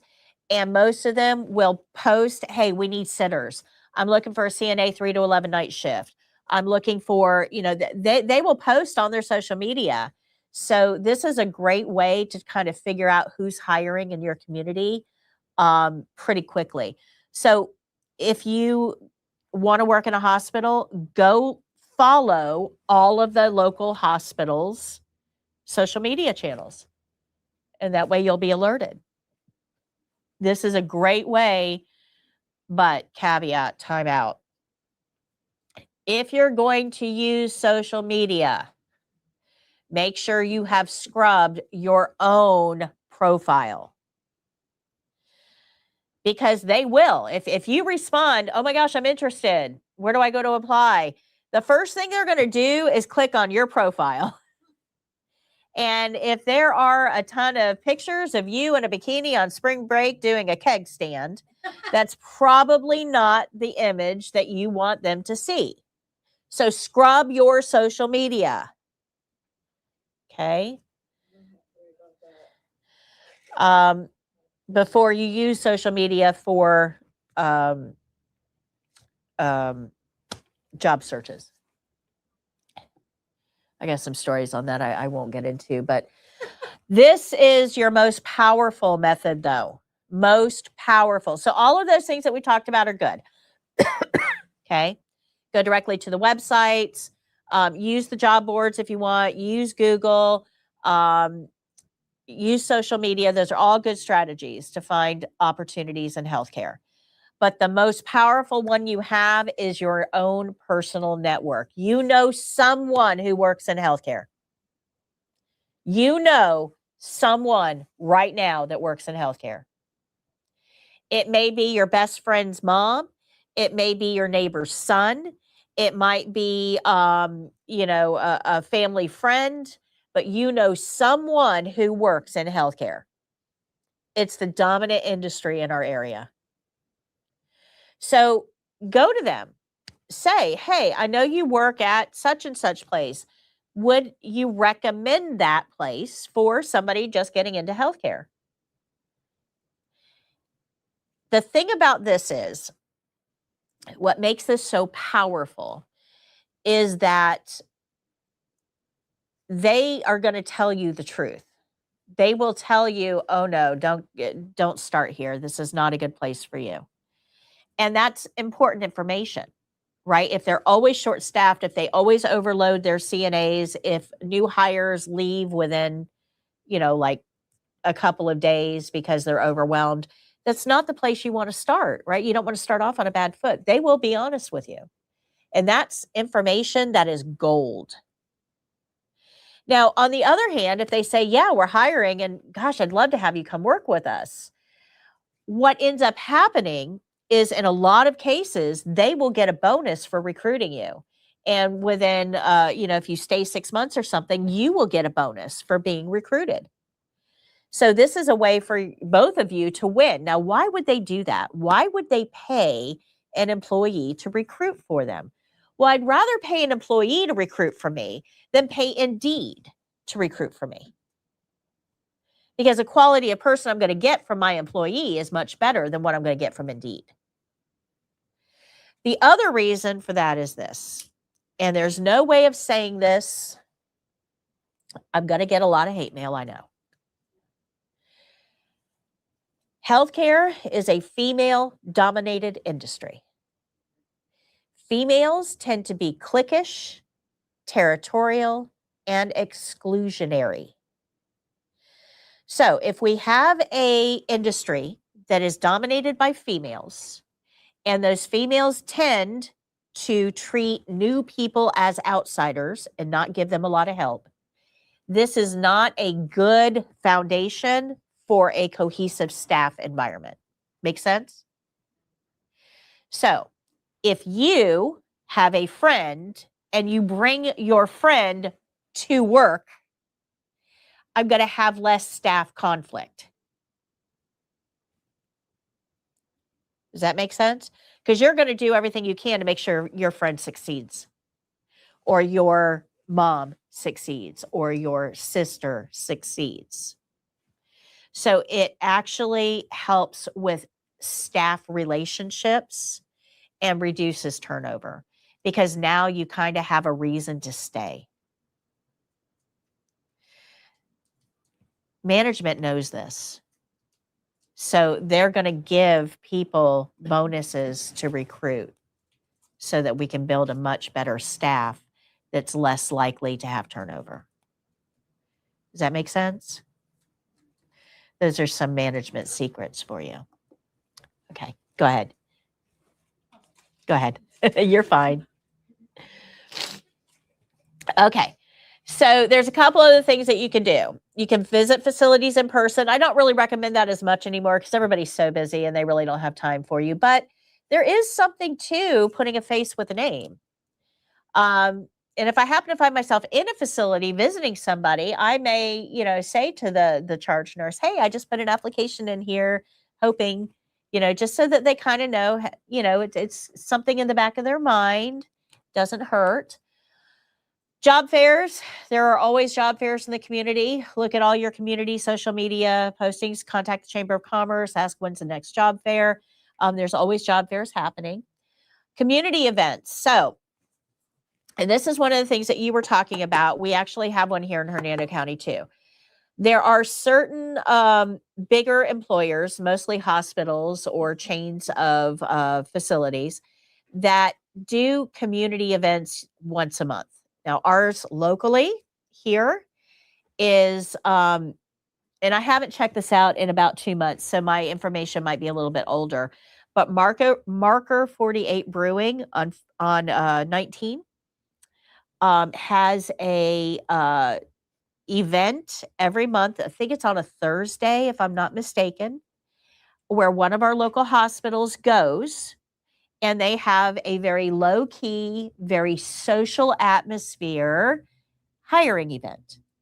So you can grab a drink, you can grab some snacks, and you can talk with a recruiter about who you are, what your goals are, whether you're a good fit for them, in a much less stressful environment where they can kind of get a better sense of who you are and be able to put a face with a name. So we actually have one here in Hernando County. I know that down in Tarpon Springs, Clearwater area, they have 2 hospitals that do that at local establishments. So they're actually finding that these are really good recruiting avenues because, I mean, who's not going to go for, appetizers and drinks? It's different than a job fair where you're all dressed up and you've got your resumes and everything is so stiff and formal and you're uncomfortable and you leave early because you just don't want to do it. This is a little different. It's much more low key. They're kind of meeting you where you are, which they're having some really good success with this. So keep your eyes open on social media. That's a great way of connecting with employers.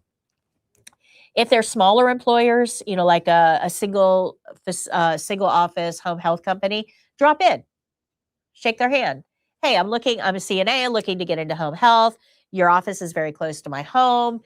Are you hiring? Can you tell me a little bit about your organization? I'm very interested. So small facilities, you can still do in person.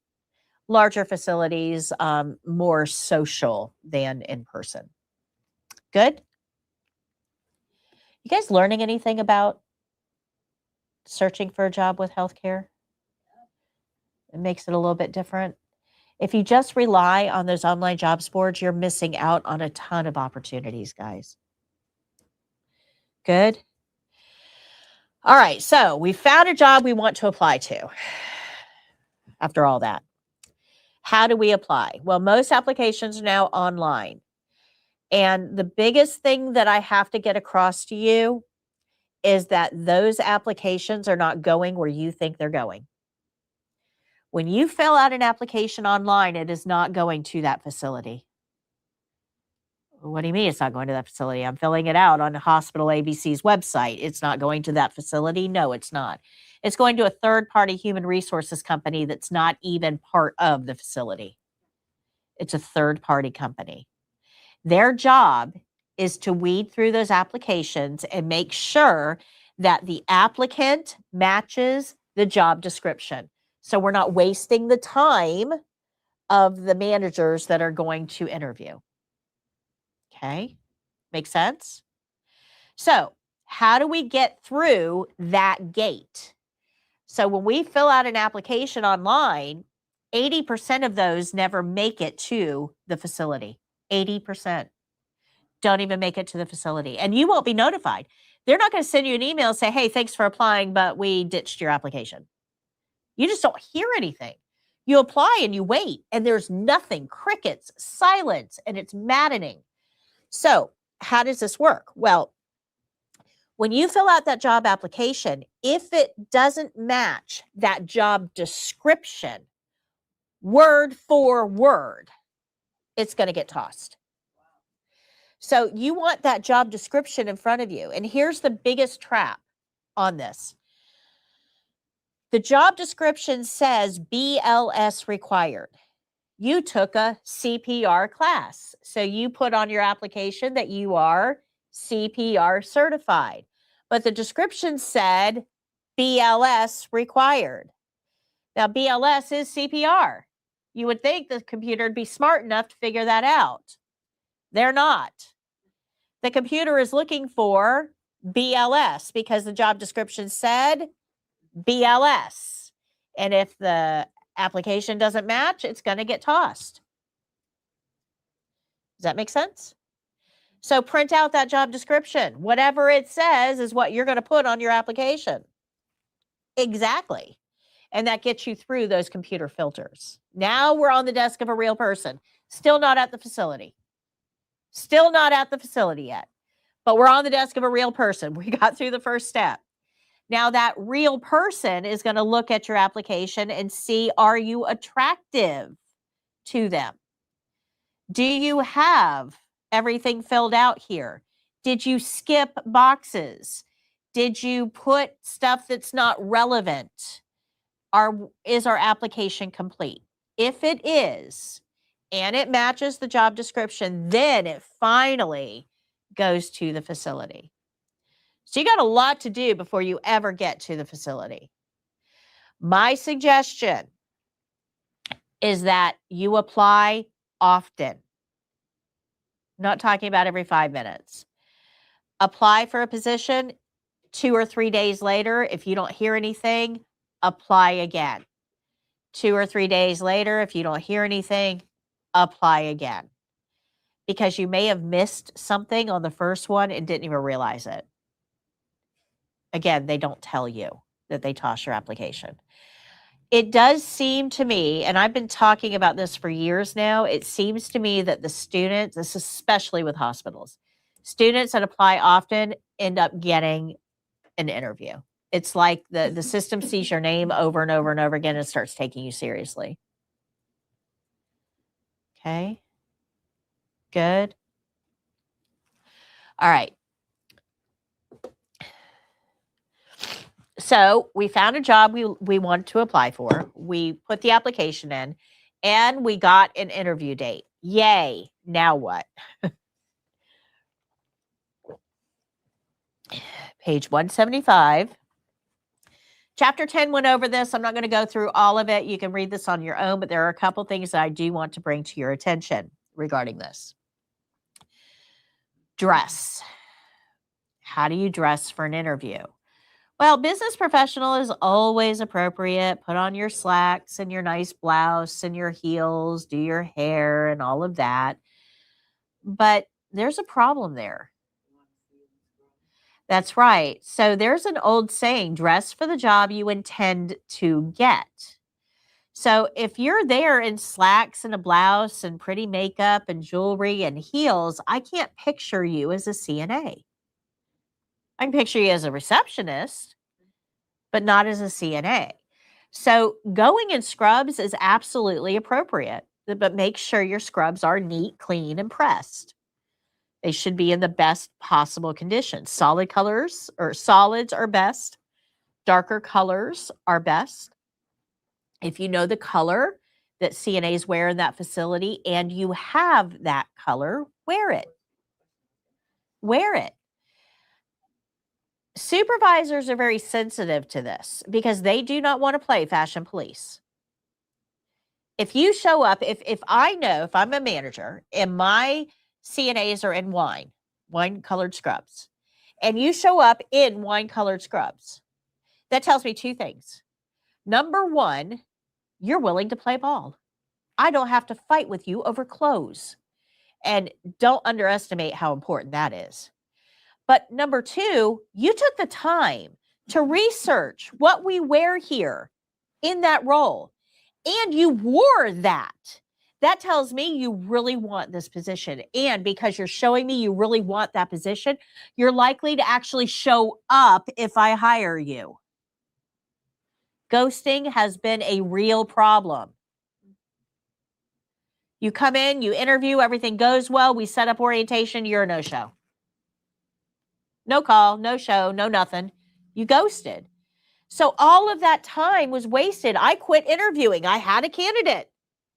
So now what do I have to do? Start over. And that's more time that my current staff is overworked. It's a problem. So the more you can show that you want this position, the more likely they are to actually give it to you. Make sense? Okay. All right. So you should take a packet with you. Page 174 in the middle of the second column tells you about this packet. Take a packet with you. Packet should have your resume. If you don't have one, go to Career Source. They will help you make a resume for free. And the people they have over there doing resumes are awesome at it. They will make you look stellar on paper. Amazing on paper. It's up to you to do the same thing in the interview. But on paper, they'll make you look good. You also need a copy of your CNA certification. Remember that website we went to get our expiration date? Print that off. There's a little print button. Print that off. This is what it's going to look like, that state certification. If you have your CPR and first aid cards or BLS and first aid cards, take a copy of them. Put it in the packet. Any other certificates you have, like from your CNA class, should go in this packet. If you've done in services, put them in the packet. You should have this whole packet ready to go. If you're applying for home care, also put your driver's license and insurance card in there as well. So we've got this whole packet of stuff. When you go in the interview, you shake their hand, you hand them the packet, they set it down on their desk. They are not going to look at it. It's just going to sit there, and that's fine. Let it sit there. Because you are not the only one they're interviewing today. They're going to interview 6, 7, 8 people, and you don't have any experience to make you stand out. Not yet. So you're going to get lost in that crowd. If they can't remember you, they can't hire you. So at the end of the day, when they're ready to go home, they're going to clean up their desk. And as they clean up their desk, they come across your packet. And they look at it and they go, oh, yeah. Victoria, she came in. She interviewed pretty well. Oh, I forgot about her. She's the new one. Okay, I'm going to set that there. We think about that tomorrow. Now, if they decide to hire you, if they call you up and say, hey, okay, I'd like to offer you a position, but here's the deal. We have to have certain things in our employee files. So what I need from you is a resume. I need a copy of your certification. I need your CPR and first aid cards. Do you have any certificates? Like, did you go to a CNA class or anything? Do you have that? Bring it in, because we have to put that in our file as well. And of course, we have to keep track of all your in-services. So if you've got any of those, bring those in too. Get all that together, drop it off in Human Resources. They'll let me know when your file is complete, and then we'll give you a call and schedule orientation. Or I could pick up the phone and say, Victoria, you want to start Monday? Which one am I going to do? The easy one. The one that's already done the work. That's what the packets do.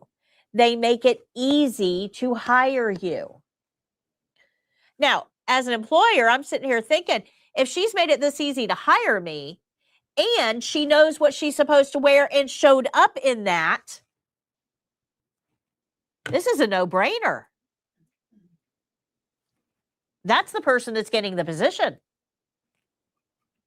Make sense? Good? All right. Now let's talk about how to wow them. Jake, review sheets, please. We're going to shake hands. We're going to stand up. We're going to act like we have some pride even when we're nervous. We're going to put our best foot forward. Eye contact matters. Eye contact matters here. If you can't maintain eye contact during an interview, how in the world are you going to be expected to work with doctors and nurses in an emergency? When the world is burning down around you, you have to be able to project some competence as well as confidence. Eye contact is going to matter here. Answer questions thoroughly. You should ask questions. We're going to get to that in a minute. Make sure you understand the job requirements, be prepared, be confident, and explain why you are a good choice. One of the things that you should take with you to an interview is a small notebook and a pen. It should be in your pocket, because if they give you information like the color of scrubs, the shift you're going to work, your supervisor, what floor you're going to be on, where orientation is, when orientation is, All of those things you want to jot down on this notebook so that you're not having to call back 2 days later and go, I forgot. We want a notebook with us. Be prepared. That goes a long way. If I'm interviewing somebody and we're going to talk about that position and they pull out a notebook and they start making notes, their worth in me, in my mind, just went up 2 or 3 notches. Now, when we start talking about salary, pay, and they've brought a packet, they've worn the right scrubs, they have shown that they are detailed and they're going to take notes, my starting wage with them is going to go up. Now, if I've got somebody that is totally unorganized, isn't making eye contact, is umming and ahhing all over the place, can't give me a straight answer on anything, and they, ask, so what's the starting pay for this? I'm going to lowball them. I'm going to try to get that person as cheap as I can get them. This affects your pay, guys, in a big way. I pay for quality. So do other employers. But it's like if you're applying for multiple places and they have different colors. Yeah, if you don't have the right color, don't go out and buy it. Don't go out and buy it. But if you have it, wear it. Okay. I actually had a student about, I don't know, it's probably close to a year ago now. I don't know. She didn't have the right color of scrubs, but she went down to, I think it was Goodwill or Jericho Road or somewhere. And they actually had a brand new set in her size in that color for like $3. And she got it. She said it was the best $3 investment she's ever made. Like I said, I would not go out and buy scrubs, but I don't have experience. I don't have any scrubs. yeah. So don't go buy them. If you take a trip through a thrift store and you happen to find them and you're in your size and it's the right color, yeah, I would probably make that investment, but not, don't go to a scrub shop. Don't order off Amazon. They're expensive. I get it. But if you can make a $3 or $5 investment, it might be worth your time. But yeah, but even still, you can make a packet. Yeah, you definitely. can, and you can interview well, and that will kind of tip the scales in your Are we favor. supposed to, like, print our license? Like, You're going to what would it print. be? Yeah, you're going to print the screenshot. Okay. There's on the top of that page is a little print button. Print and it says, I think, print friendly.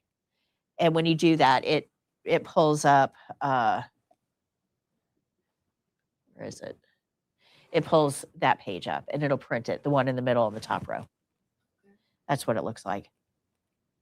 Okay. All right. So we've done all the right things.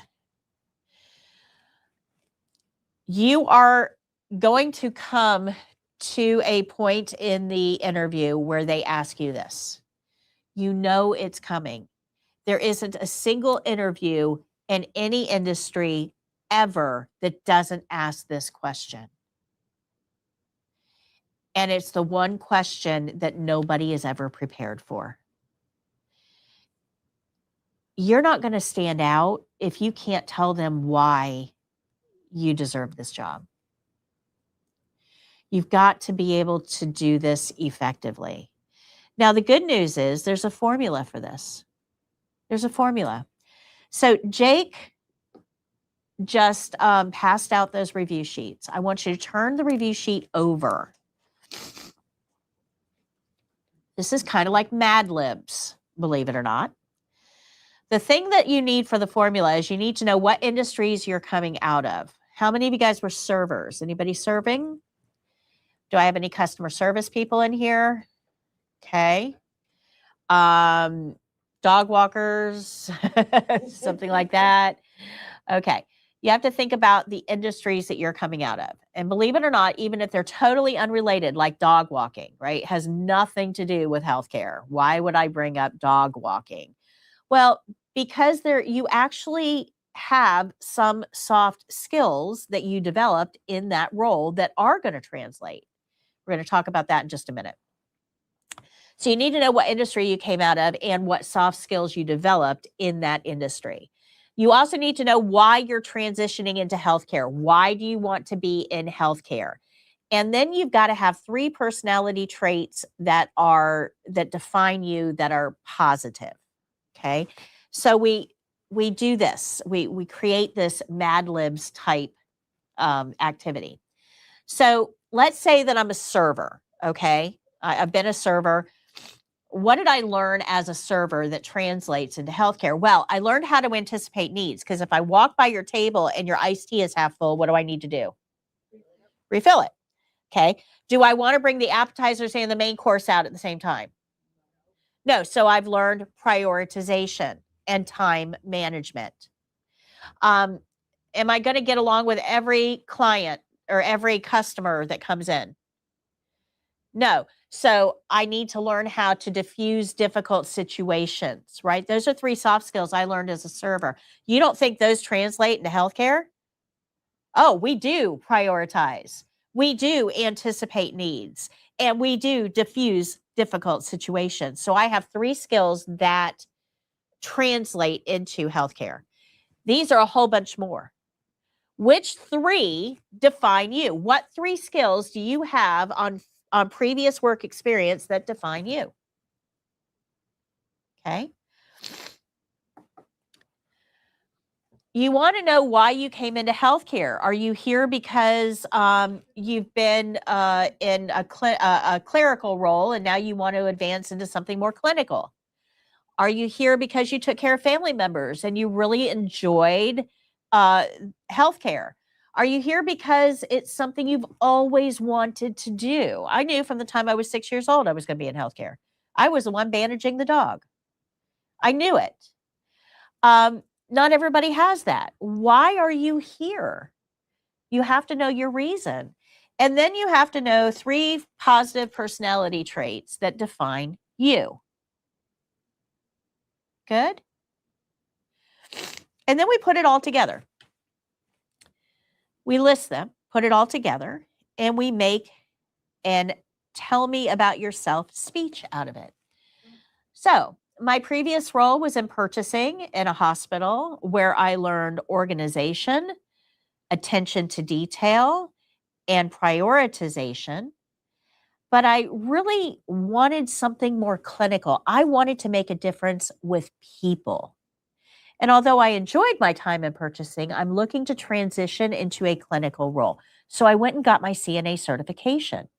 And I think that I would be a benefit to you because I am honest, I am dependable, and I am a quick learner.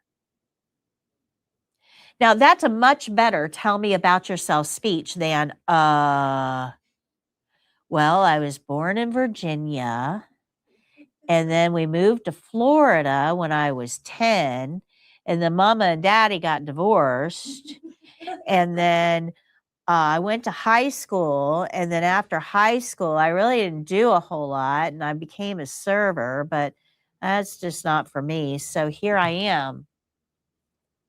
Why would I hire you? You told me nothing that makes you attractive to me. Now, if I know that you came out of purchasing and you have prioritization, attention to detail, and anticipating needs, and you took the initiative and became a CNA, and you are honest and open and a quick learner, well, that tells me what I need to know about you related to this position. Now, every one of your tell me about yourself speeches is going to be a little different. But you've got the formula now. There's no reason for you to your way through this. Create your tell me a little bit about yourself speech and practice it in the mirror. Okay? So I'm on my list correct on the last semester for our end. So like, would I bring that on an interview? So like I'm Absolutely. focusing on my education as a Absolutely. Yep. Yep. And you might want to say, you know, I'm looking for the reason I'm getting into this is so that I get the clinical experience, but I also need a flexible, work schedule because of my schooling. And absolutely. And here's why you would be a super attractive candidate. Here's why.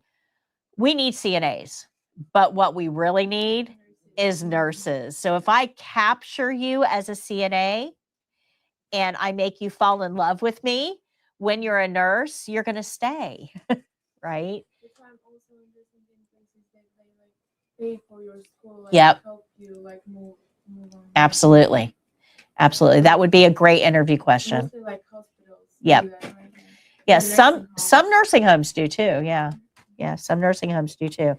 But that would be a great interview question. So let's get into interview questions. So right on cue. So page 176. You should, at some point in the interview, they're going to ask you, do you have any questions for me? You should say yes. Do not say no. Do not say no. Do not say no. Because if you say no, you look uninterested and uninformed. That is not the impression you want to leave them with. You have questions. You just don't know what those questions are yet. So I gave you a list. Uniform. Yeah, that would be a great, if that's important to you, that's a great question. But uniform, shift, time off, holidays. You can even ask things like, what is your patient ratio? How long is orientation? There's a million questions that you can ask, but one of them that you're going to want to ask is pay. Unless you're willing to work for free, you need to know about pay. How you ask matters.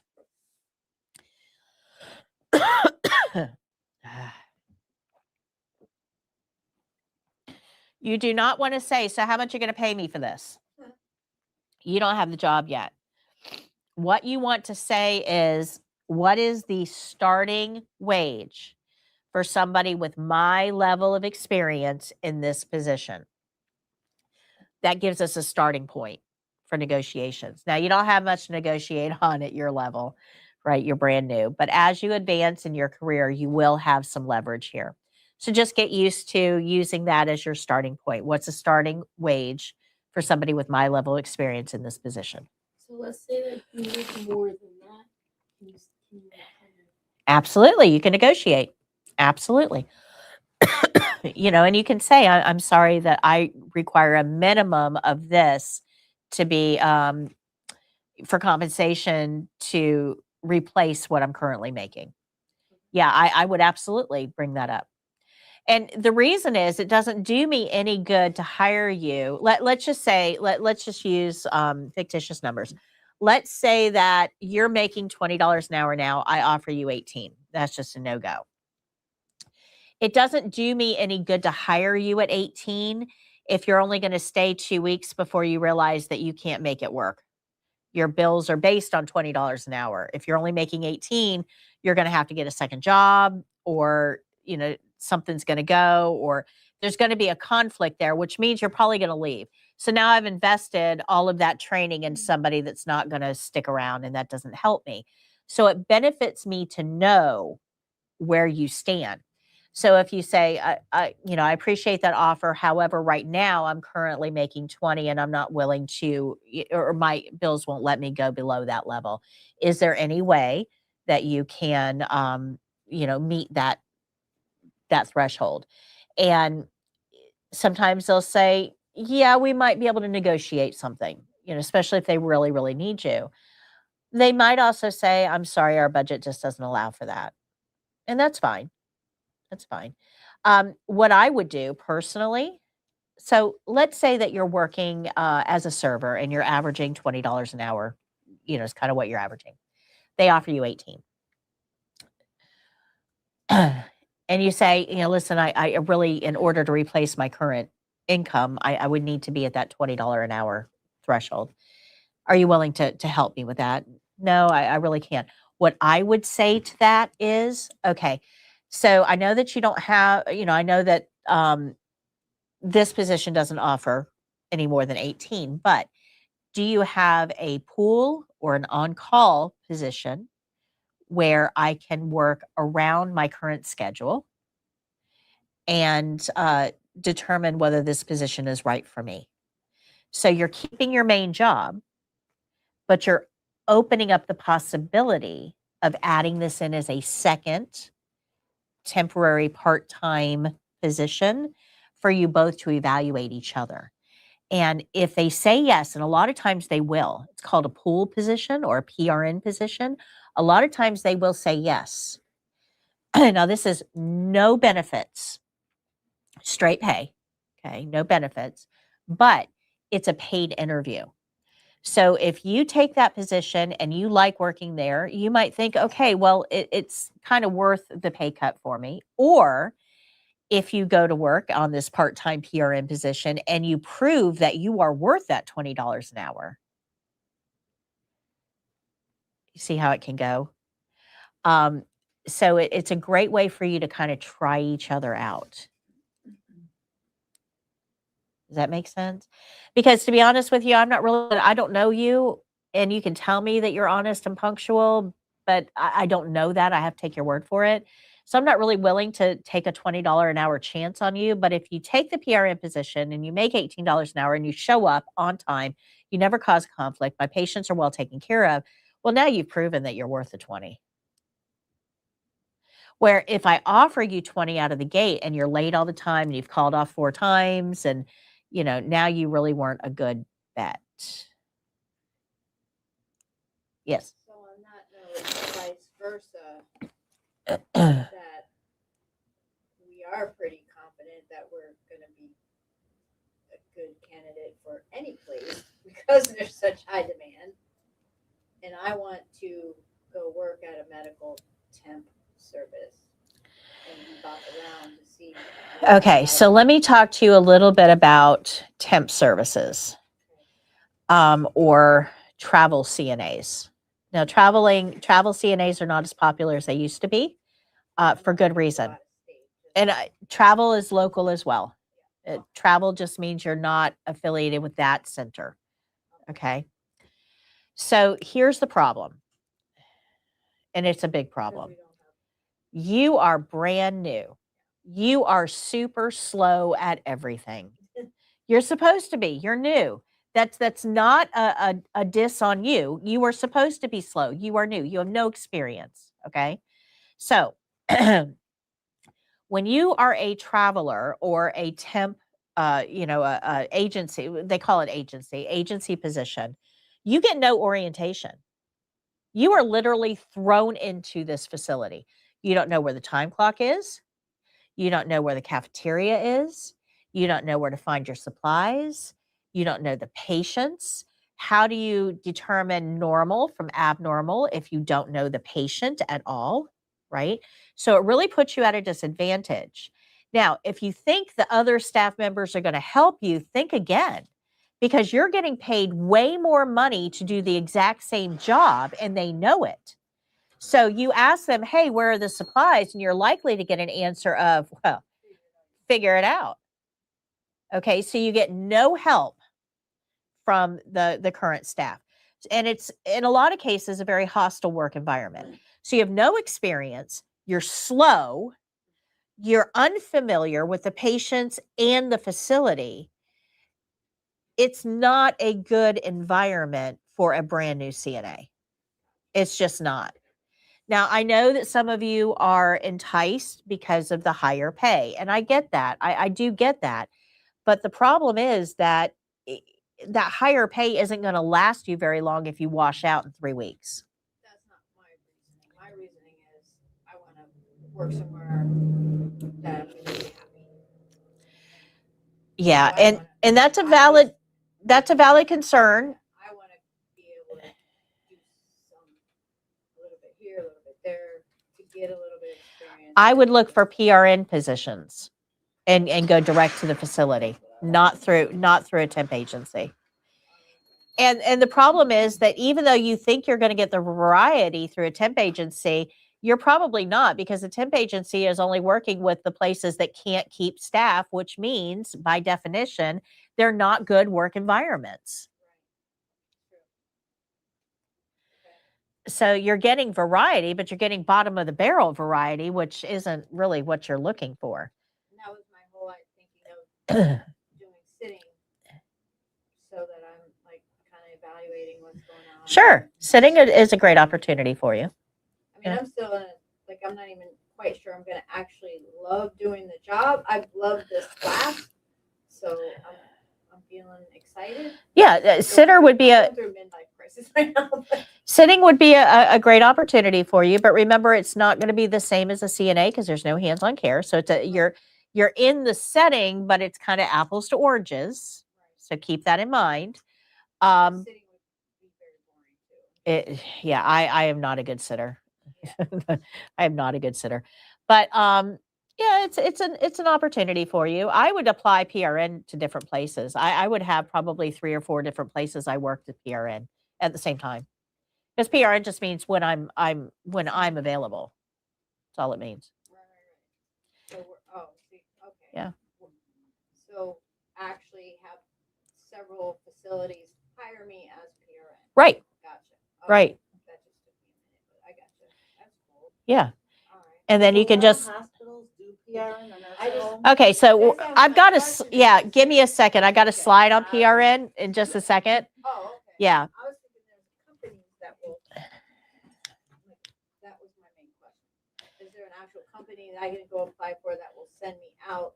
That's to- agency. And remember that Okay, don't agency is recommend that. bottom of the Send me barrel. to the crappy place. Right. Gotcha. All Right. You want to work directly for the facilities, All right. not agency. Okay. You're welcome. All right. So if you want one more quick tip to get that job, send them a thank you note. Send them a thank you note. Put it in the mailbox as soon as you leave the interview. Don't wait until the next day because things happen. You'll forget. If you do this, they'll actually get that thank you note the next day and they'll remember you. Remember, you can't be hired if you aren't remembered. So if you really want that little extra, if this is a position you really want, send a thank you note. I always, I don't send thank you emails. My email inbox right now has over 2,000 messages in it, and I cleaned it out last Friday. You really think I want to go through 2,000 messages to find one that just says, thanks for interviewing me? No. So if you send me a note, if I physically get an envelope in the mail, I'm opening that sucker because that doesn't happen very often. What does it say? So thank you notes go a whole lot further than thank you emails, a whole lot further. An email is something I have to do because now I got to respond to it. Don't give me something to do. All right. Told you I had a slide on it. In most settings, you will not be offered a full-time job right out of the gate. You are new. You are untried. And I don't trust you with my patients. And if I hire you full-time, it takes me forever to get rid of you.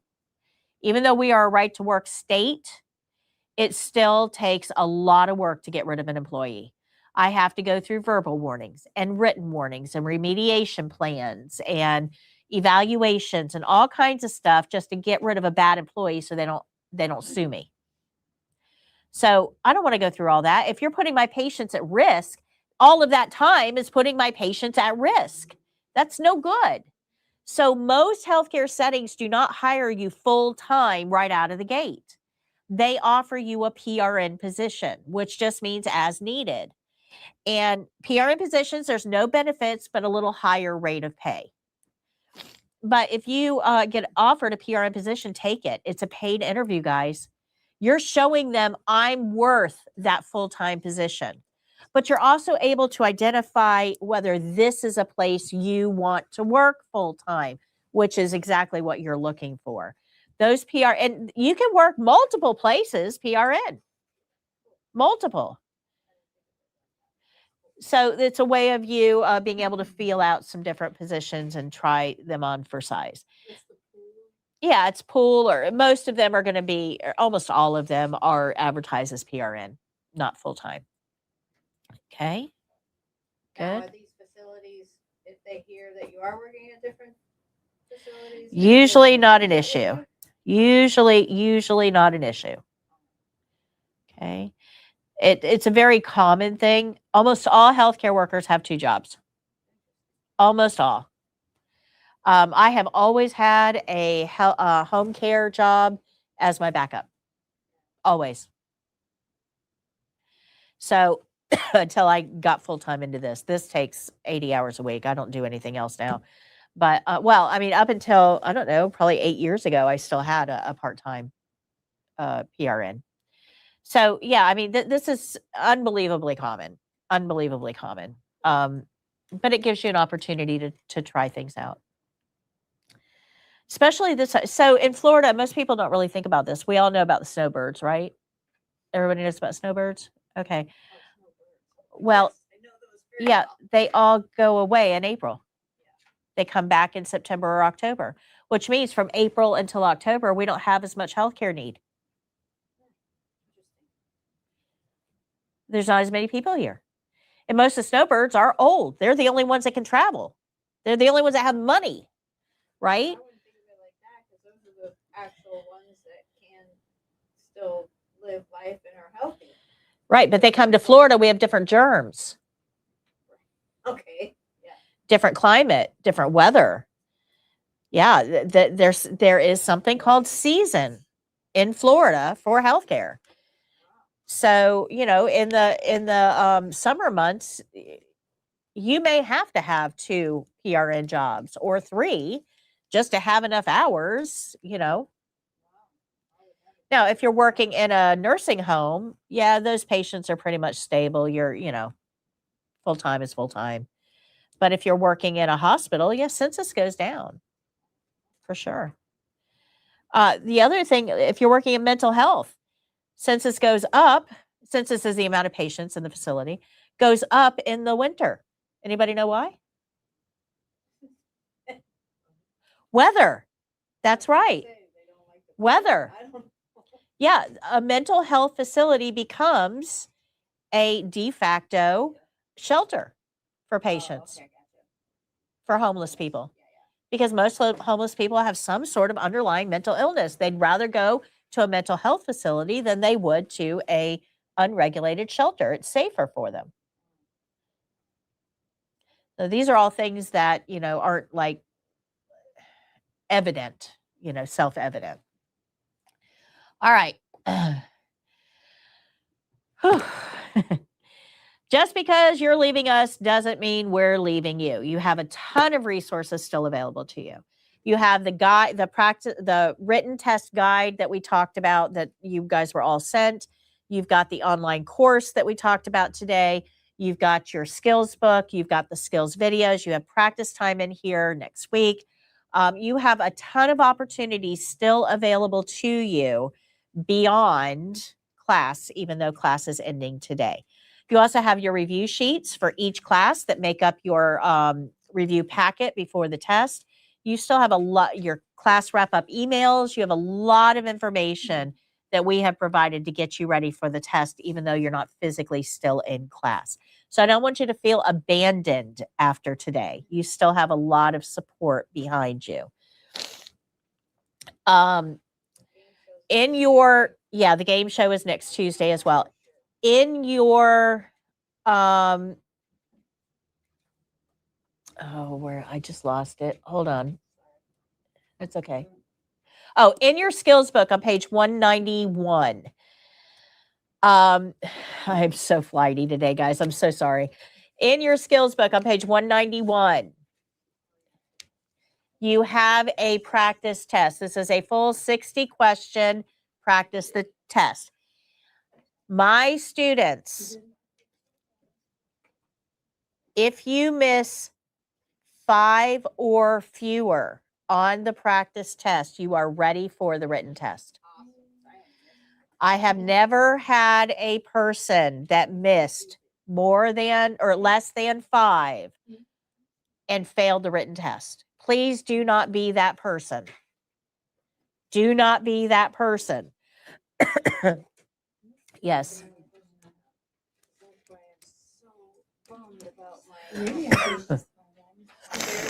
I was very confident that I would be ready for the written, especially after this weekend, and go boom.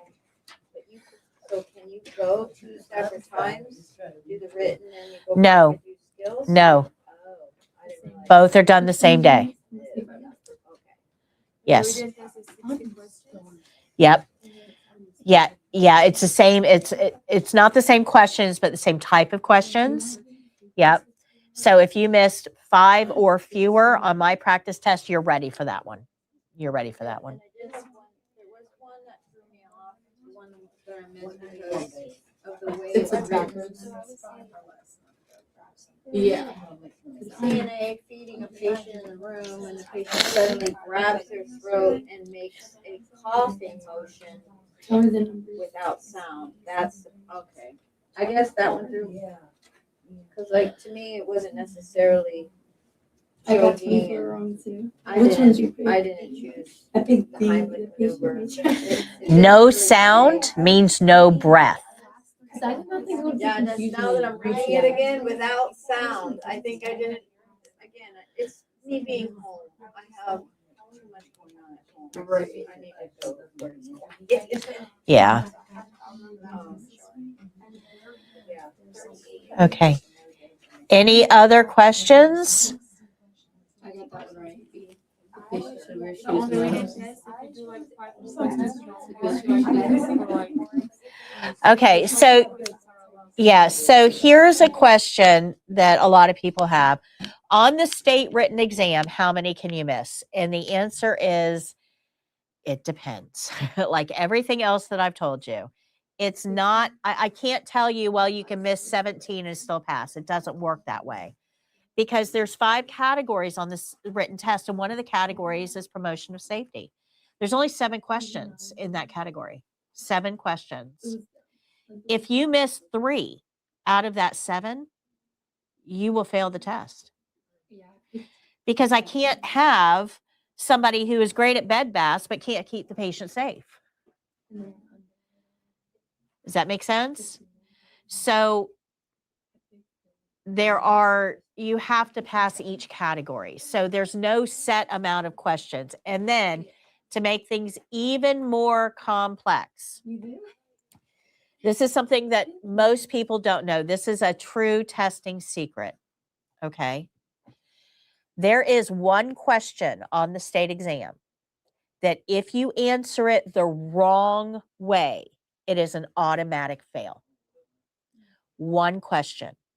So it's not just a matter of getting it right, it's avoiding the wrong answer. And this is what they call a critical concept question. There will be a question with 4 answer choices, 1 right, 3 wrong. Okay, like every other question. You won't be able to identify it, and I'm not going to give you any more information than this. Question, 4 answer choices. One of those answer choices puts the patient in immediate mortal jeopardy. If you choose a wrong answer, that's fine. It counts just like every other question wrong. If you choose the wrong answer that puts the patient in mortal jeopardy, immediate mortal jeopardy, you will fail the entire test. Okay. So when it comes to the written test, it's not just a matter of how many can I miss. You're really honestly showing that you are safe to go out there and work on grandma no matter what setting grandma's in. That's what you're showing.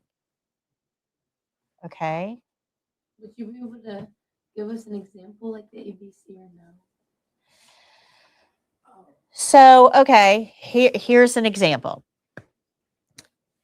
And earlier today, I gave you the answer to this. So let's see if you were awake. You walk into a patient's room and you notice a fire burning in the trash can. What is your action? A, remove the patient from the room. B, get a fire extinguisher. C, notify the nurse. Or D, hit the fire alarm. Why? Safety. Patient safety, that's right. If you chose go get the nurse, you left a patient in a place with a burning trash can and did nothing about that. Now, the other 2 answers are wrong. Okay. Getting a fire extinguisher and pulling the fire alarm, those are wrong. but those aren't wrong to the extent of go get the nurse, because they at least address the situation. They're the wrong things to do, but they address the situation. Going to get the nurse doesn't address the situation and leaves a patient in a unsafe position. Does that make sense? Okay. So you would have a question similar to that. Yeah, I use that question a lot. I was stuck between the carbon fires. Distinguish and remove the resident, but I got that one right. Good. You remember that by RACE, R-A-C-E. Remove, alarm, contain, extinguish. Okay. Any other questions? All right, so page 191 is your practice test. We've talked about the practice kits. If you're not going to practice, CJ can order one. We sell flashcards. We've got the card game. There's a free ebook for you. This is on your first day, blue sheet, the ebook, the QR code for that. That's it. It's also on the written test. This is the very first one I did for the written test, and it explains a lot. It's a really, really good book. It does. But what I just created for you is way more information. Yeah, way better. Way better. This is still useful. Okay, think of this as kindergarten for the written test. What I just gave you was the answer key. Okay, good. And you still have the online course. Don't forget about the online course. Game show coming up on Tuesday. Don't forget that. And now we're going to return our books. So I'm going to sign off of online before we do this. So those of you who are joining us online, thank you so much for tuning in today for graduation. We wish all of our classmates well, and we will see you again on the 27th, which is our next CNA Class 1 starts. So April 27th at 9 a.m., we'll be back teaching a whole brand new session from the beginning. Tuesday's game show, please tune in and join us, and we appreciate it. Go check out the new practice test. If you want a discount code, make sure you email me at 4YourCNA@gmail.com, and I'll give you a discount code for that. So we're going to go ahead and sign off. Until next time, happy caregiving. Bye.